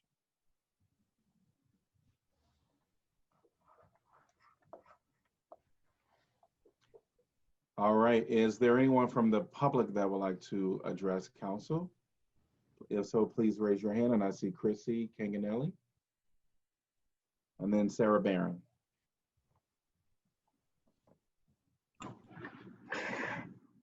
Thank you, Mayor. On behalf of Shelter House, we greatly appreciate your faith and confidence and the council's faith and confidence in our ability to administer these funds. And I give you full assurance that we, in every way, attempt to reduce barriers and ensure rapidity of response, a rapid response. We have quite a number of years, as you all know, in providing rent assistance and shifting and changing to respond in this time of the COVID response period and to address different cohorts of our population. With the added requirements of each contract that we have, we take that seriously. But again, I want to give you full assurance that we have in every way make it a priority to reduce barriers, address gaps, and ensure that there is a transparent process, people understand the requirements, and that we are responding and getting the funds to households in need rapidly. We have been able to work very closely with city staff, and I appreciate your comments that we would continue to work with city staffs, and these are not things to be essentially challenged and litigated in the public forum of a city council meeting. It does not allow for the full breadth of the conversation, and frankly, you all don't have the nuances and the details of what we do every day, and it cannot be sorted out in the context of a council meeting. So I greatly appreciate your support and confidence. Thank you. Great. Thank you, Christy. Sarah Barron. Hi, Council. Thanks for taking my comment. I think I want to mostly echo what Chrissy said to assure you that our nonprofit partners continue to work extremely hard to provide assistance to families in need right now. The biggest thing that we need from you all is to continue to prioritize funding for both housing crises that have emerged recently, for the existing housing crisis from before COVID, and to look longer term at how we can come up with some more permanent solutions for housing. Looking ahead as you're doing with this resolution tonight is a great step forward in providing more stability to our families. And we want you to know from the coalition that we deeply appreciate your continued focus on individuals and being able to stay safely housed through the pandemic and beyond. I will echo what Chrissy said also to assure you that we will all continue to work on supporting each other and providing these services in the very best way we can, and to continue for the Johnson County community to be a leader in responding to housing needs in Iowa. Thanks very much. Anyone else like to address council? Thank you, Sarah. Seeing no one, council discussion. I just would like to ask Jeff, where is the money coming from?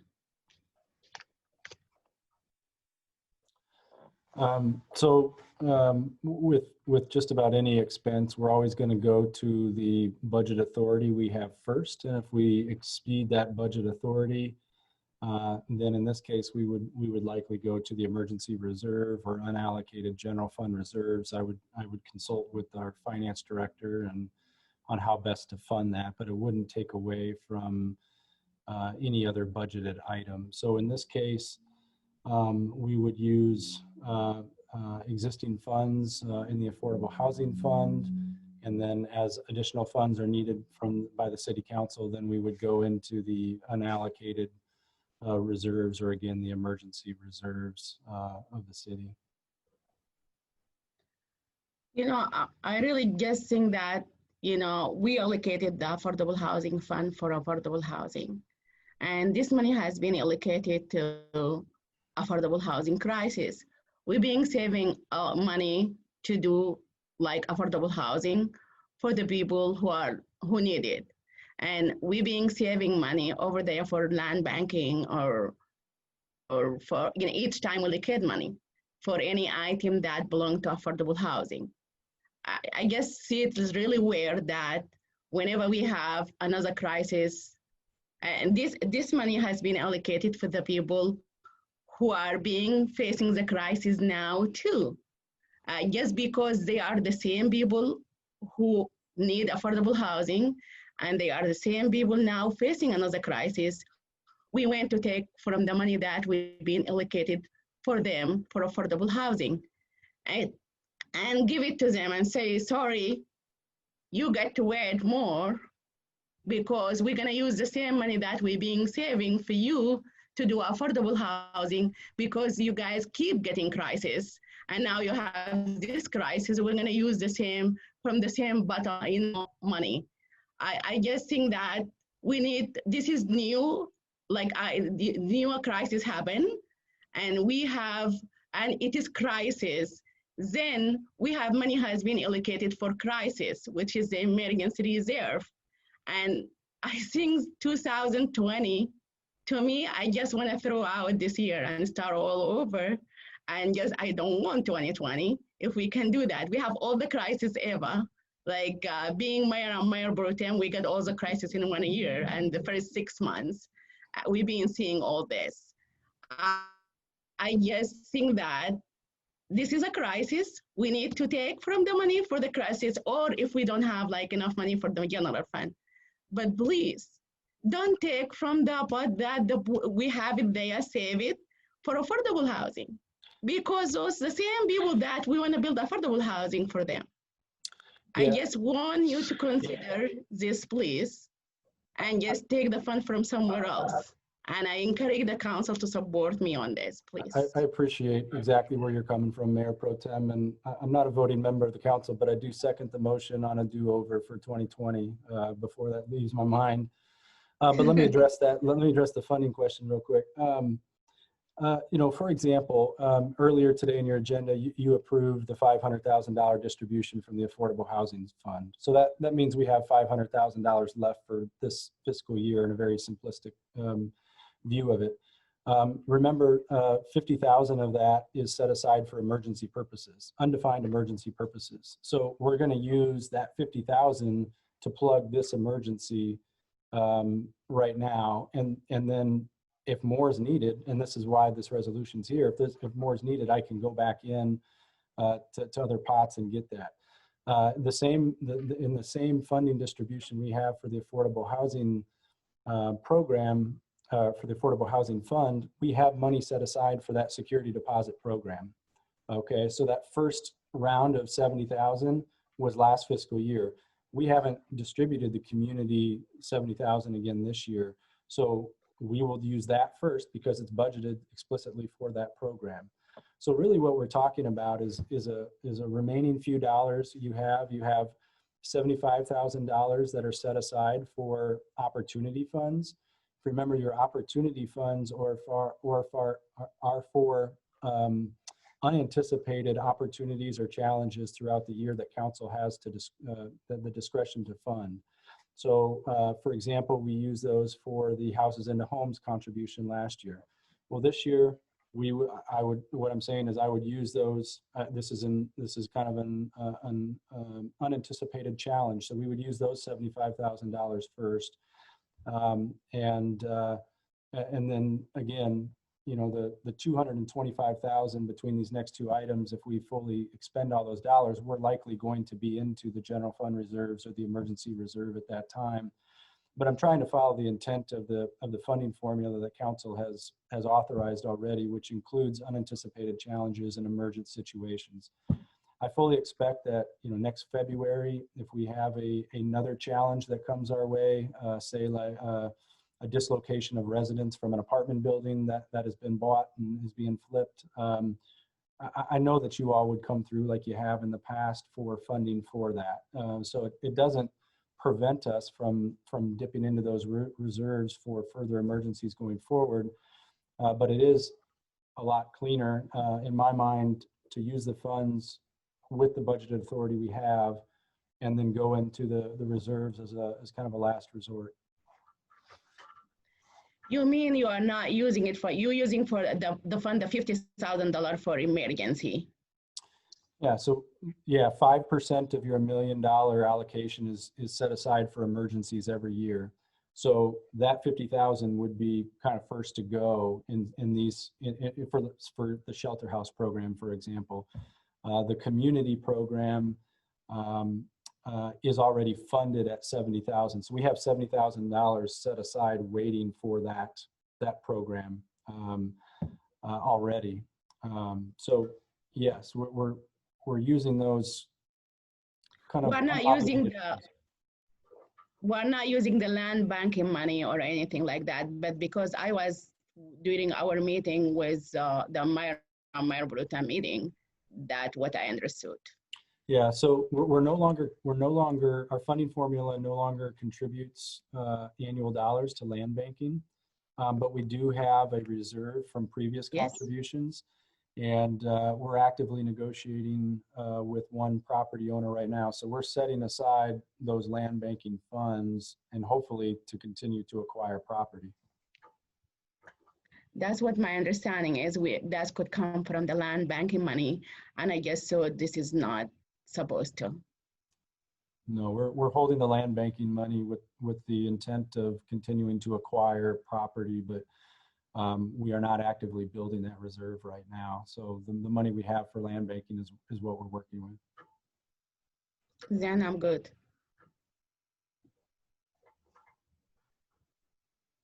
Any other council discussion? Roll call, please. Burgess, Yes. Mims? Mims? Yes. Sorry, couldn't find the unmute. Couldn't find my cursor. Salee? Yes. Taylor? Yes. Teague? Yes. Thomas? Yes. Weiner? Yes. Motion passes 7-0. Item number 15 is going to be authorizing expenditures for the Center for Worker Justice Emergency Relief Fund. Resolution authorizing the city manager to provide additional funding for the Center for Worker Justice Emergency Relief Program. Because Mayor Pro Tem, this is an item that she's the interim executive director for. She's going to leave us, and then we'll call her back on once we're done. Could I get a motion to approve? So moved, Mims. Second, Taylor. All right, staff presentation on this. Yeah, same exact scenario. We just split the item out to allow for 2 separate votes. But this is additional spending authority for me to contribute another $37,500 if needed for the Center for Worker Justice program that I've already contributed $25,000 to. So same basic principle. If they deplete their funds and request more, we'll look at how they've used the funds, just like we will the other 2, to make sure they're following our program rules and meeting expectations. And assuming all looks good, then we're going to fund them incrementally again up to $37,500.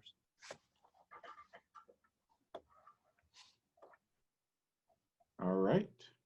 Would anyone have any questions for Jeff? Would anyone from the public like to address council? If so, please raise your hand. And if you're on the phone, press *9 to raise your hand. Seeing no one, council discussion. I will just mention that I think, again, just like the shelter house and the community crisis center, the Center for Worker Justice Emergency Relief Program, these are great programs within our community. And the one thing I did want to just make sure is that every staff that is involved with this really do hear my personal appreciation for the work that they do. So any of my comments prior is not to really bring any negativity, but just to really offer an open door between any other entities and the city to work together to do what we can, because I think right now our council is really dedicated to being really innovative and decreasing those barriers. And I appreciated Chrissy Canganelli comments that really did just address their commitment, which I was very appreciative for. So that'll be my last, that'll be my comments that I just wanted to share right now. Hearing nothing else, roll call, please. Mims? Yes. Taylor, Yes. Teague, Yes. Thomas, Yes. Weiner, Yes. Burgess. Yes. Motion passes 7-0. 6-0. Oh, 6-0. Mayor Pro Tem abstaining. And we are waiting for Mayor Pro Tem before we start number 16. I just texted her, so it might be Great. a second.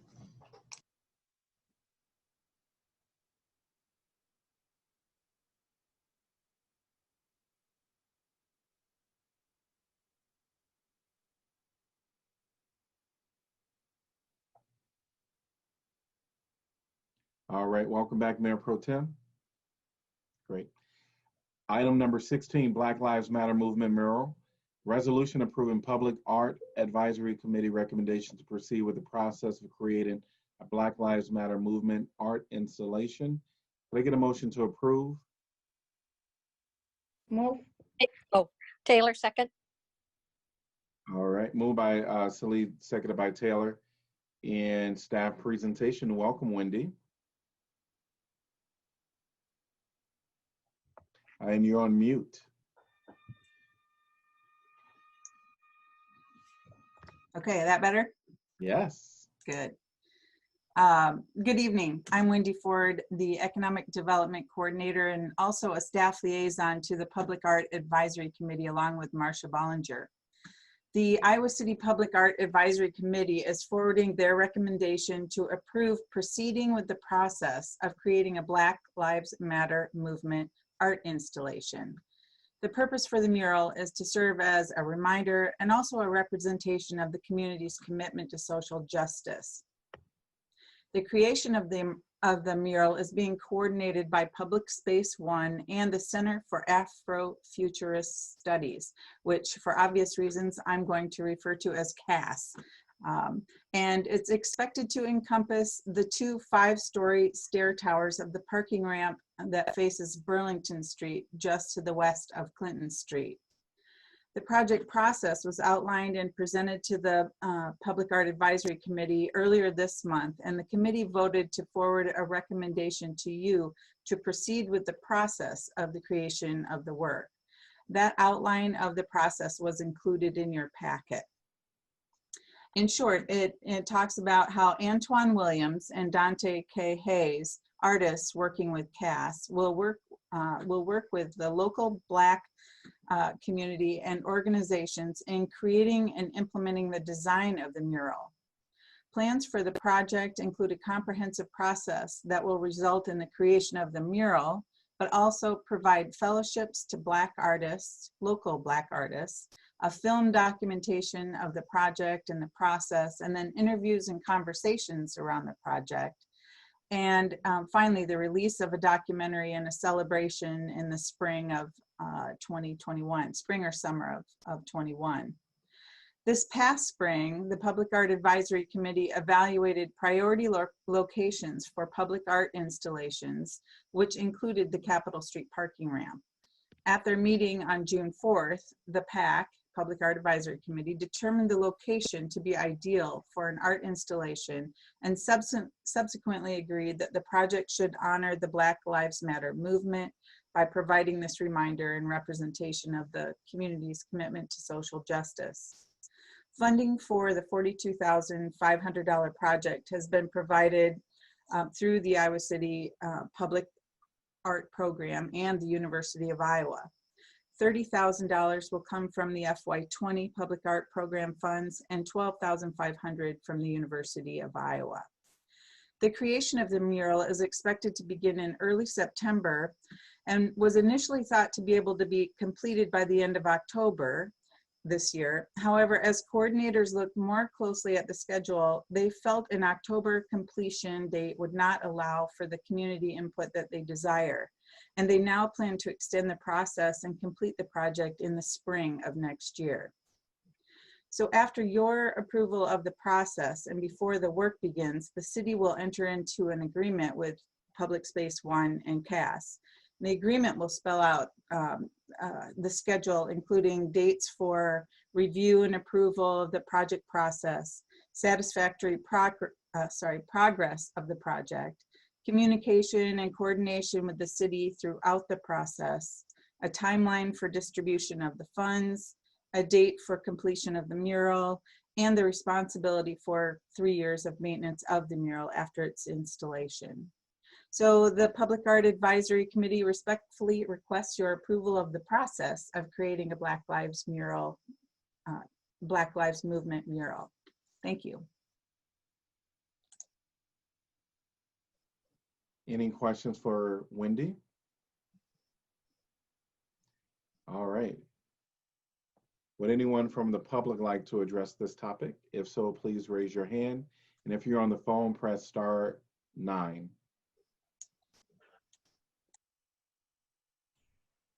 Seeing no one, council discussion. I'm just excited to see this moving forward. Looks like a great project with a lot of good participation. A little disappointed that it's going to take longer, but that's fine. They want to get the public input and get participation. So that's great. Look forward to seeing it. I just have a couple of comments. I think one, we're approving a process here, and I'm very pleased with the process. It's integrating with the Iowa City community in a number of different ways. Oftentimes, public art can be described as plop art, P-L-O-P, in the sense that it sometimes seems to just drop into its context without that kind of consideration. So I'm really happy to see how the process is being laid out. And also would want to say that improving, the facade of the parking ramp, I think along Burlington Street, will certainly help the aesthetic character of Burlington Street. At least it'd be a nice, strong step forward in that regard. So I think this should be a very successful and appreciated project in the downtown. A few years back, I visited Philadelphia, and I was impressed to hear that they had actually a mural committee, and every building you looked at downtown had murals painted on them, and it was just really exciting to see that. And I thought, that'd be great if we could have something like that.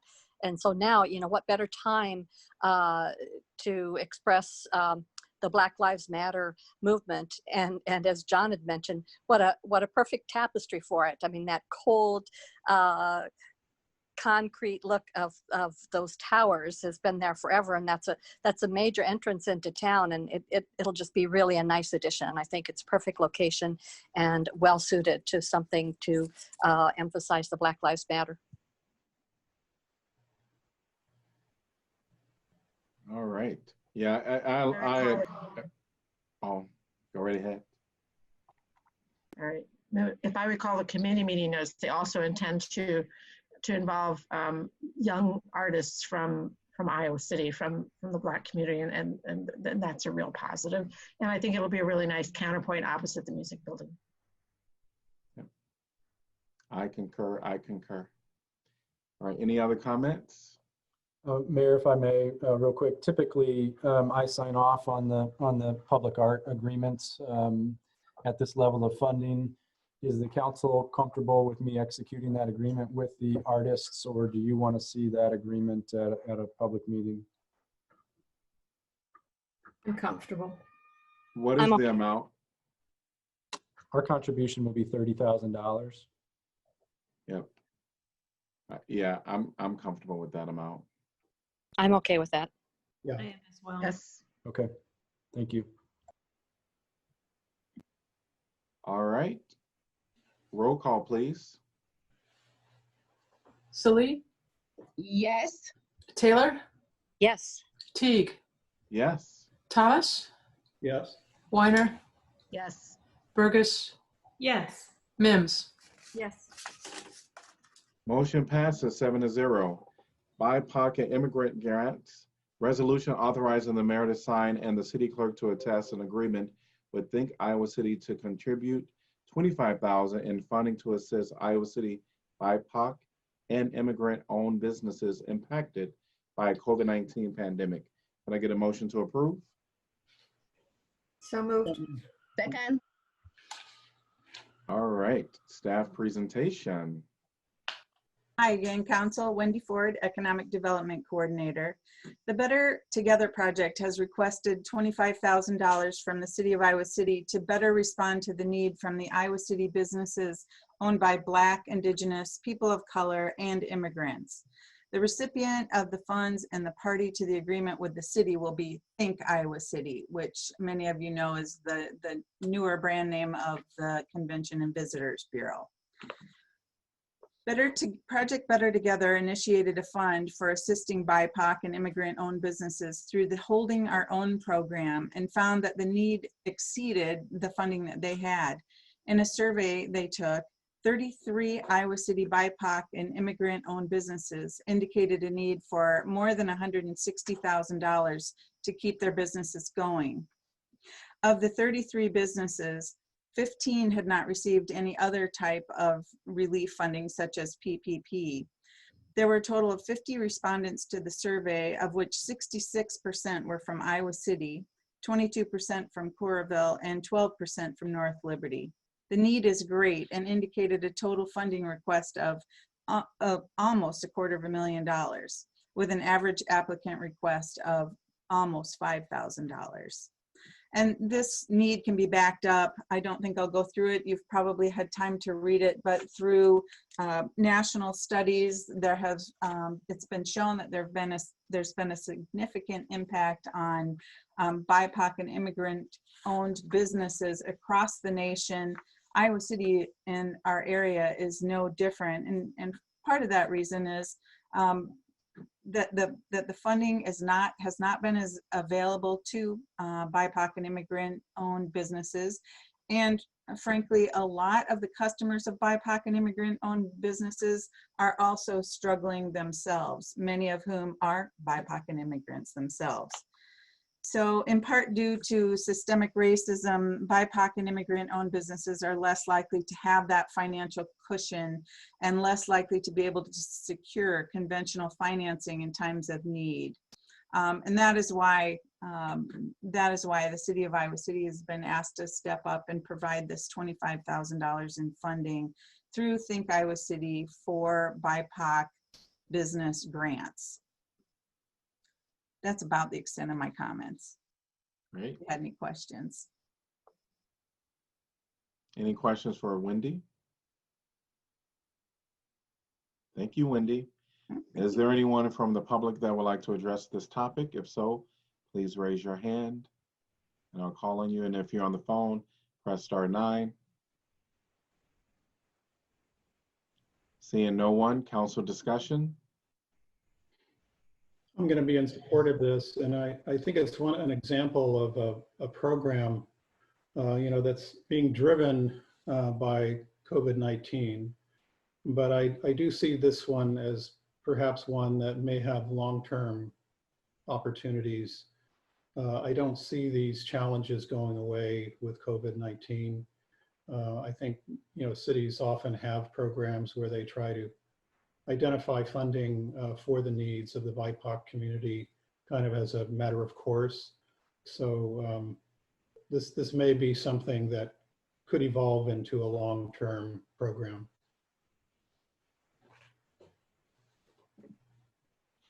I think it's a great program, and I think it will be beneficial to those that are awarded. So thanks to Think Iowa City and everyone that's involved with this move. Hearing no more comments, roll call, please. Taylor? Yes. Teague? Yes. Thomas? Yes. Weiner? Yes. Burgess? Yes. Mims? Yes. Salee? Yes. Motion passes 7-0. Item number 18, Truth and Reconciliation Commission. Resolution establishing ad hoc Truth and Reconciliation Commission. Can I get a motion to approve? So moved. Moved by Mims, seconded by I think Burgess. I'll second. Burgess. I heard, but I didn't see whose mouth moved. I think we kind of overran each other. All right, seconded by Burgess. Great. Any presentation on this? Yeah, Mayor, I think Councilor Weiner and I can frame this up a little bit. This is, of course, one of the maybe larger items for our deriving from our 17-point resolution that was adopted on June 16th in support of the Black Lives Matter movement and in response in part to the protests that were occurring in our community at that time. The formation of a Truth and Reconciliation Commission will be a concerted effort that we hope will have broad participation from the community to help bring forward the truth of the experiences of racism in our community and use what we learn from those experiences to help move towards healing and reconciliation. And so in our initial item in our 17-point resolution, we laid out some of what we hope that this commission would do. There were some specifics in there, including, for example, the naming of public spaces and being involved in that process. What's before you tonight is a draft of a resolution for our discussion and consideration. Councilor Weiner and I have had numerous conversations and meetings with members of the Black community in Iowa City in particular. We met with the Iowa Freedom Riders, with the South District Neighborhood Association. Janice spoke this week also about the proposed resolution with the Black Voices Project at their meeting. And so we've just tried to have a number of conversations concertedly surrounding the formation of this commission. And just very broadly, our intent in presenting it in the way that it is was to honor what we've discussed before about making sure that this commission operates with some level of independence. It is still a city commission. The city council will appoint the commissioners. It will operate as public commissions do. All of its activities that happen in meetings of the commission will be public. The documents that it creates will be public records. But we ourselves, we didn't believe, should be dictating that process. And so we've tried to build in some independence in what you're seeing there in that proposed resolution. So that's just a little bit of context. And Janice, if you want to get into any more specifics, or I don't know how you want to approach the review of the actual resolution. I would just add that, as Laura said, we put this together after many conversations. It's intended as a template. There are some placeholders in it, and there will be things that you will want to discuss and alter. But our goal in presenting it to sort of expand on what Laura said is multifold. We hope it will create a structure that will be inclusive of Black groups and individuals in our community who have worked hard for change over the years, as well as now, to create a structure that is flexible, where those who serve on the commission can drive the process of collecting stories, of truth-telling, of education, of art, and much more, to create an opportunity to deal with the full range of inequities that the Black community and persons of color face, not just in policing, but in housing, in education, and in other areas as well. And to create an opportunity for the community as a whole to learn and heal and grow and to grow together.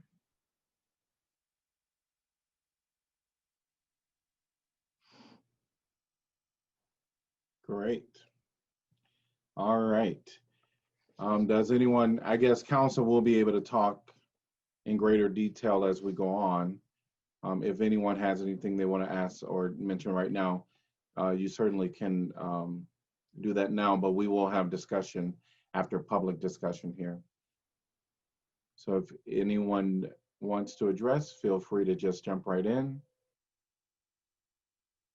All right, I'm going to go to public discussion on this item. And again, if you want to address council, please raise your hand. And we're going to ask that you keep your comments 3 to 5 minutes. And if you're on the phone, press *9 to address council. All right, I see Raneem. Welcome, Raneem. Hello. Thank you for all the work that council has done on this resolution so far.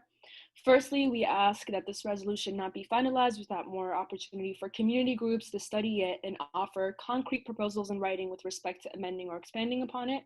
This ensures that council is not asserting executive control on what should be a fully community-driven process that is in fact supported by council's authority and budget. Secondly, the current resolution does not exhibit a deeper acknowledgement of the depth of racial injustice in Iowa City institutions and the need for radical reform.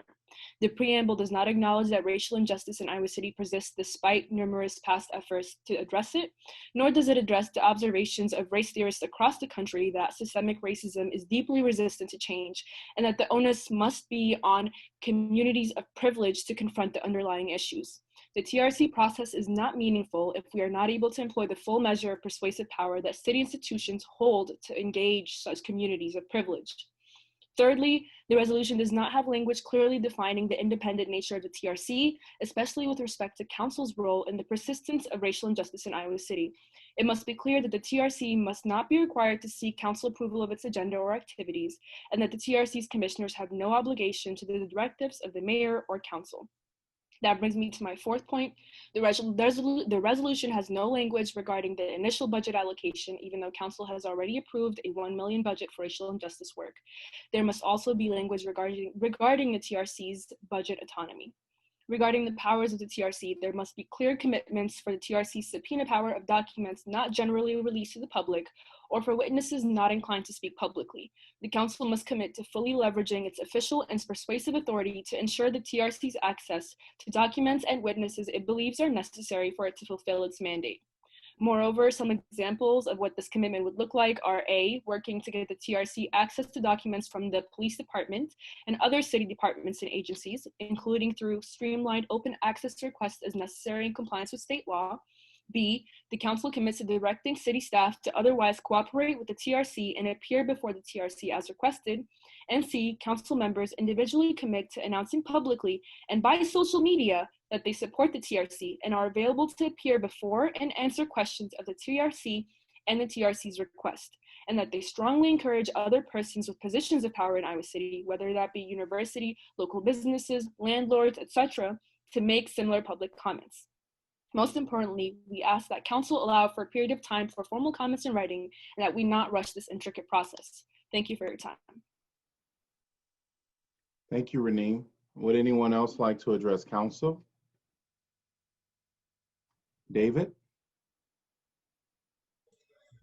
Yeah, thank you, Mayor. Just wanted to make one quick comment in support of what Raneem just said. The TRC is far out of my realm of expertise, but from some of the readings that I have done around it, the TRC models that have been implemented in communities across the country in the last 10 or so years, the ones that are largely unsuccessful tend to be unsuccessful because they're more symbolic than anything, and they don't give real power or the ability to change policy in the community to the TRC governing body. So I just want to point out that I hope that that's a major focus of the write-up and sort of the official declarations that are put in place by council is, is this TRC body going to have power to actually do something? Otherwise, it's just a symbolic gesture instead of something that is actually interested in working towards solutions towards systemic racism. So I hope that's something we can all keep in mind. And thank you all again for your time. Thank you. Would anyone else like to address council? If so, please raise your hand or press *9 if you're on the phone.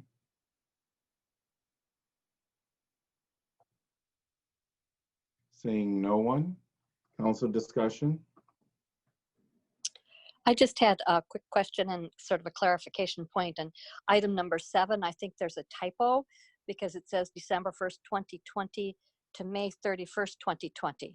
I think later on it talks about an end date of May 31st, 2022. Should that read 2022? Yes, I believe it should.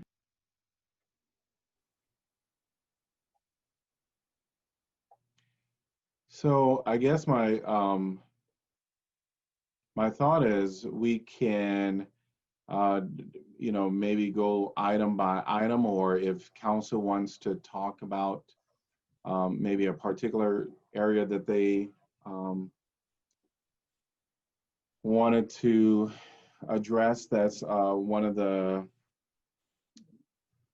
12 points here, or just talk about it in general. So I'll just open it up to council. I do have some comments and some thoughts. And maybe if council would allow, I'll just kind of throw it out there.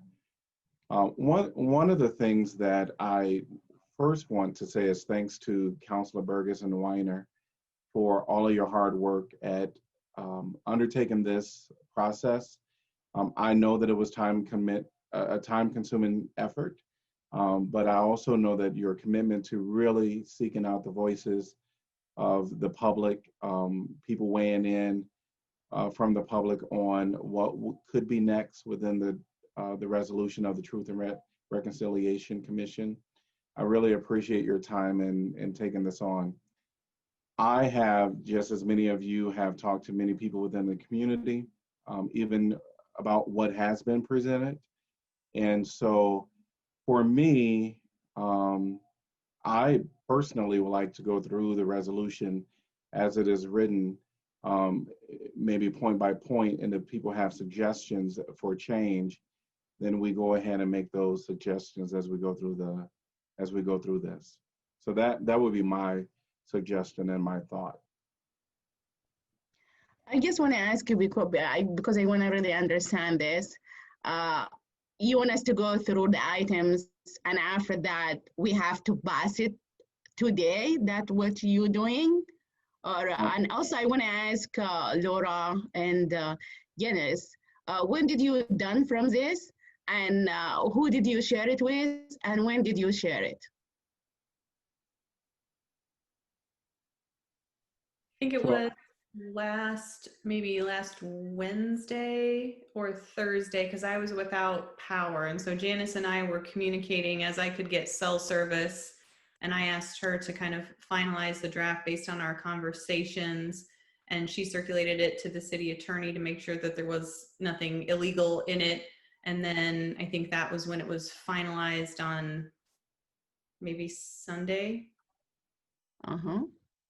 I mean, it went in, it was. No, it went into the packet. I'm sorry. It went into the packet on Thursday after we made sure that there was nothing, illegal or unenforceable in it. We sent a copy to the mayor at that point, just to let him know that that was where we were. And I'm sorry, I sent a copy to IFR, or I sent them the link once it was in the packet. And I apologize. I honestly don't remember what day that was. Today's Tuesday. It may have just been midday yesterday. It was in the packet on Thursday.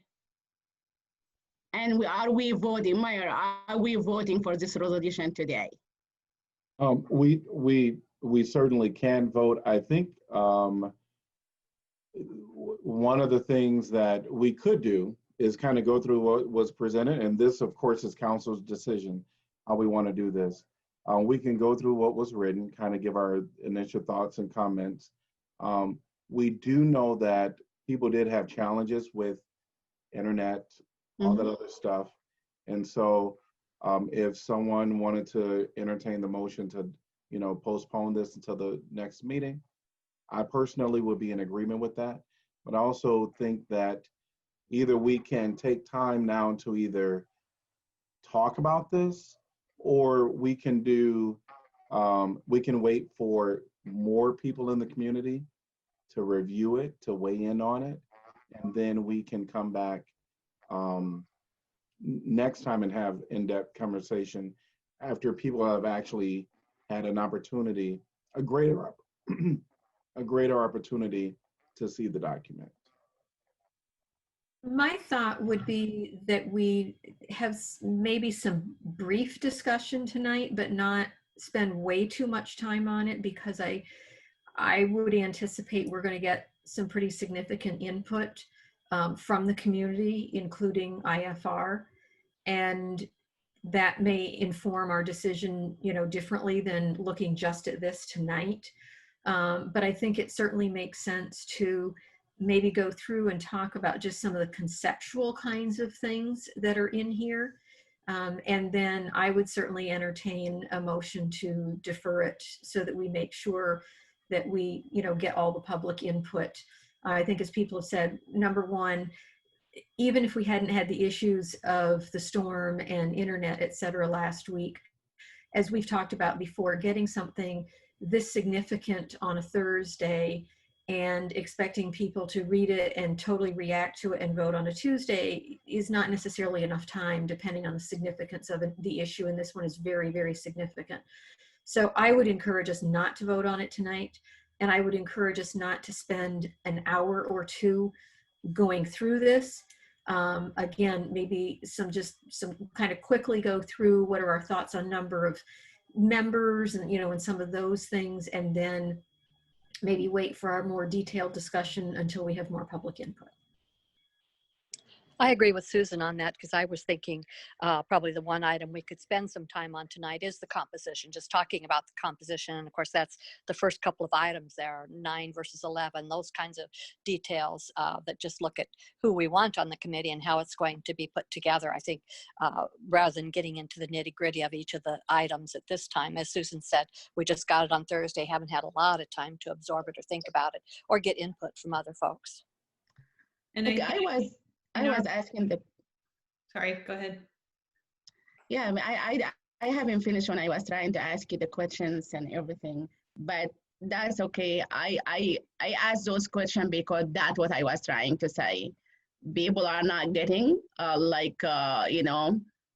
they just saw it on Thursday. If people really went and see on Thursday, and that Thursday was all this power off and everything.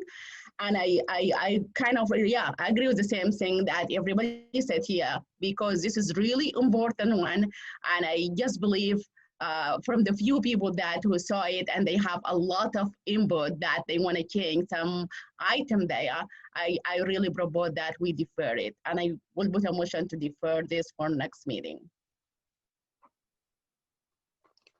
I support it as well. We do have a motion on the floor to defer it. Is there someone that would like to second? Or do we want to do more conversation first? I'm favorable to deferring it. I think Janice and I thought it was important to get something in front of you to facilitate the discussion, because we know how hard it is to have a conversation of something this large and important without anything to work from. The deadline that we gave ourselves in our June 16th resolution is October 1st to form the commission. So I think it would be, great if we can get it done more quickly, but I think we're within, the parameters that we set for ourselves. Okay, so we have a first and a second deferral. We can't have conversation now that that is on the floor. My personal thoughts on this would be for us to definitely defer it, and actually to hold any further comments until after we've heard from people in the public. I think sometimes, I think what we did was we really allowed the community to come forth and speak to us before we got too far, even with this Truth and Reconciliation Commission. Even the resolution has been a process where we wanted to hear from the community. So I really believe that I would advise us to really wait to have public comment and hear from the public. And unless there's something really important that people wanted to point out right now, I mean, my whole thing with going through this was really looking at the dates, talking about that a little bit. Certainly, I had some thoughts on a few of the items, but all of those things that I wanted to personally go through after further discussion here right now, and even the Mayor Pro Tem taking that journey to talk about when was the release. That was really timing, and it was relating to the public, have they had a good opportunity, the greater public, to see this document and to weigh in on it. So at least for me, what I would recommend is for us to really defer it, not only defer the item, but also any conversation with going through until after the public has really had a greater opportunity to review it. I agree with that. But, I just forget to say thank you, Laura and Janice. You guys really just to take this, hard work and start working on this. I just want to just mention that this is really much appreciated. And at least you build a skeleton and it will be easy for us to say, hey, can we tweak this in and out? And also for the public to say, no, we want to add this more or but just like if you ask me to come and say something without any skeleton there, will be difficult for us. But thank you, we appreciate it. We appreciate everything that you have done.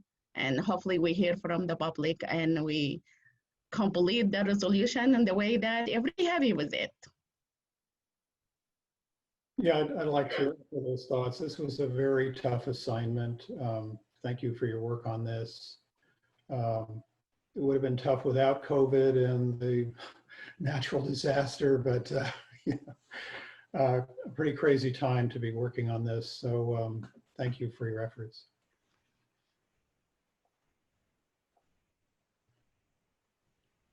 All right, so are we ready? So we have a motion to defer. Are we ready to vote? All right, roll call, please.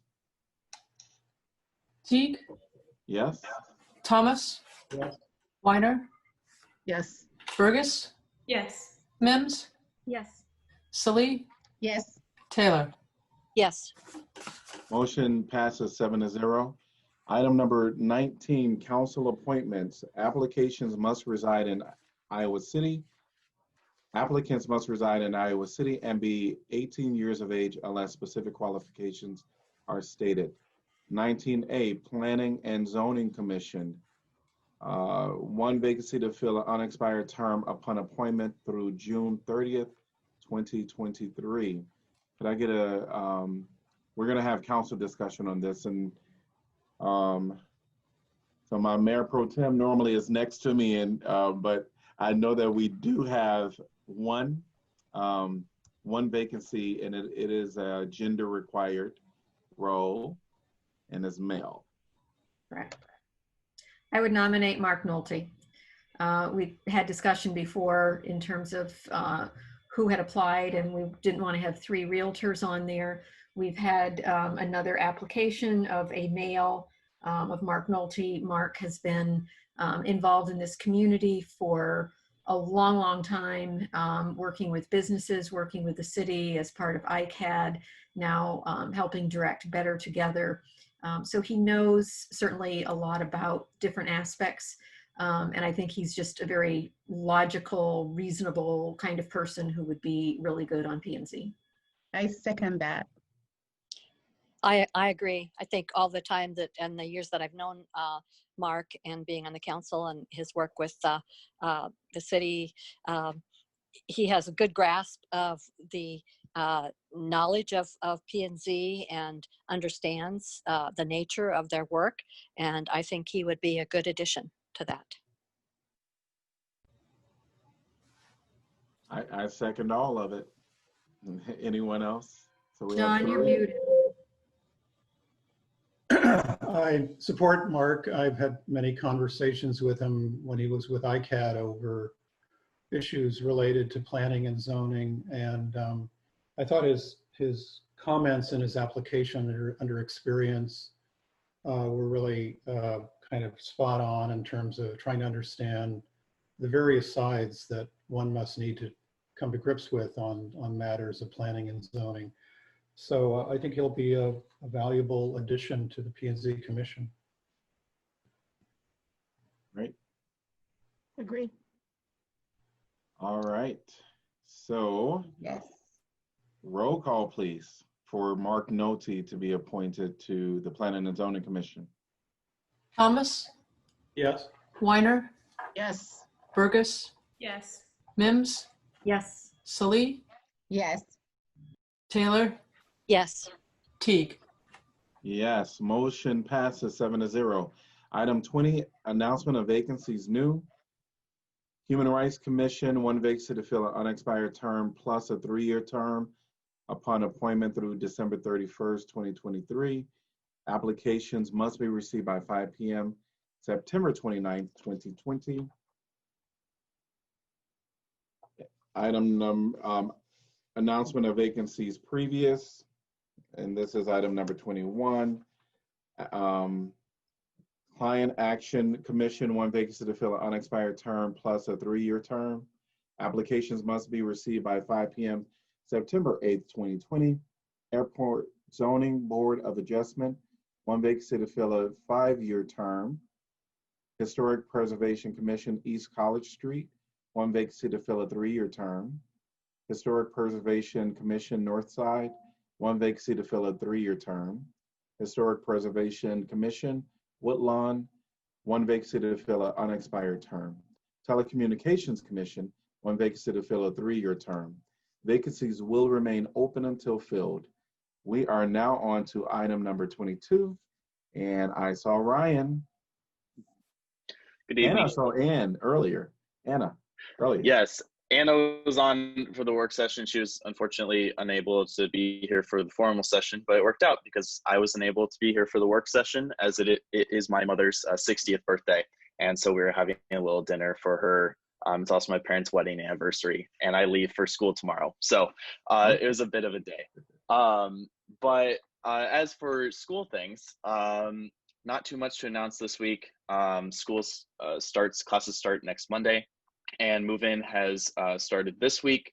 It's actually started on Saturday for the freshmen and for those moving into the dorms.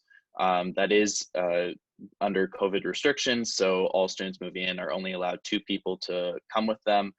They're signing up for hour time slots, and everything is being sanitized, etc. Masks are required for students to move in, and so all my best wishes to those families dealing with that. I'm glad I never had to. And as for USG, if you did not see, we sent a letter to the University of Iowa administration saying that we do not support in-person classes for this semester and that we would support full moving to online. We don't believe that it's currently safe for students to be having in-person classes for those who are immunocompromised, for those who live with people who are immunocompromised, and particularly for faculty and staff who will be around these students that may be asymptomatic carriers, but whose staff and faculty are much more high risk than students may be. That's all that we have for now, and I look forward to seeing the rest of you at the next council meeting. Thanks. Great, thank you. And if there's anything that you can do in support of COVID-19 precautions in the community, as well as wearing masks, which is a mandate in all of Johnson County, we would really appreciate that for USG to take a stance there. All right. Any council updates? I do have one, and I need to apologize to council that I haven't mentioned this at the last meeting or two. I keep forgetting it. The Think Iowa City, formerly our Convention and Visitor Bureau, has established a sports commission. And this is a pretty common item across the state and country where areas who try to bring in sports events will establish a separate organization that deals just with that aspect of it. And Mayor, I don't know if you were aware of this, but as they were setting that, because you serve on Think Iowa City's board, as they were setting that up, one of the things they were doing was they wanted representation, but they did not want to ask the mayors to be on it. I think maybe just not to overwhelm the mayors with too many duties, et cetera. So they had reached out to me. I kind of have a long-standing relationship with Josh Schamberger in terms of athletics and sport, et cetera. And so they had reached out to me specifically to serve on the new sports commission. So I have agreed to that. We have had one meeting to set the bylaws, et cetera. In that discussion, in terms of terms, I did discuss the fact that they're running on a fiscal year that doesn't match up with electeds' terms. So they are having some discussion. As of this point, though, they are not asking councils to appoint. They are wanting to make the choice of who they ask to serve on the Sports Authority Commission. So there will be some issue of changing that appointment, maybe midterm for an individual, because, for example, the way mine is set up at the moment, I would be there until July of 22. And my term will be up at the end of December. So we're having that discussion, but I just wanted to let you all know that I had been asked to do that. I have agreed to do that. It is an invitation from their end. It is the same thing they've done with Coralville and North Liberty city councils as well. They have not asked the councils to appoint. They have asked who individual counselors that they wanted. Parks and Rec directors from each of those cities are also involved, at least were involved early on. I'm trying to remember. They're not actually on the actual, are they on the actual commission, Jeff? I'm forgetting now. No, okay. There's quite a bit of representation from the university, 3 electeds. There's about 9 or 11 of us, something like that. And certainly as we get forming, we've just got the bylaws and things done. I'll bring back more information, but we'll be meeting like every other month.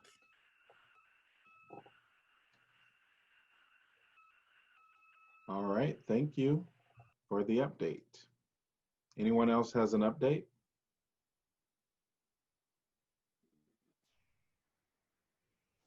I'm not sure it's so much of an update as one comment and a question. The comment is that USG, the student government, has been throughout the summer and remains committed to and active trying to figure out ways to get students to mask up and do the right thing. And I have no doubt that they will continue to be very strongly engaged in that. My question is that when will be the appropriate forum to discuss one of the items that was raised a number of times today in public comment, which was the timing of the bow hunt? What is the appropriate?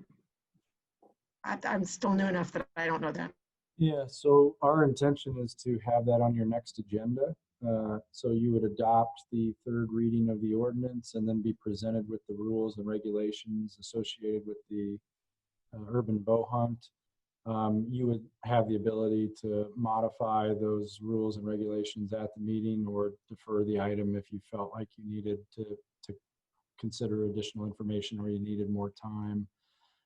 Ideally, we get that done before October 1st. So we'd like to get it approved at one of your meetings in September, but it doesn't necessarily have to be voted on the first time you see it in your next packet.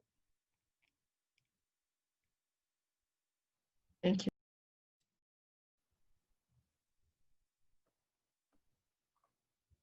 Anything else? All right. City Manager? Nothing tonight, Mayor. Ashley? Nothing from me. Thank you. All right. And then Sue, our Assistant Attorney. Nothing. Thank you, Mayor. Great. And then Kelly. Nothing from me. Thank you. All right. Thank you, City Clerk. All right. I think the only thing that we have is a motion to adjourn. Would anyone like to give that motion? To the work session?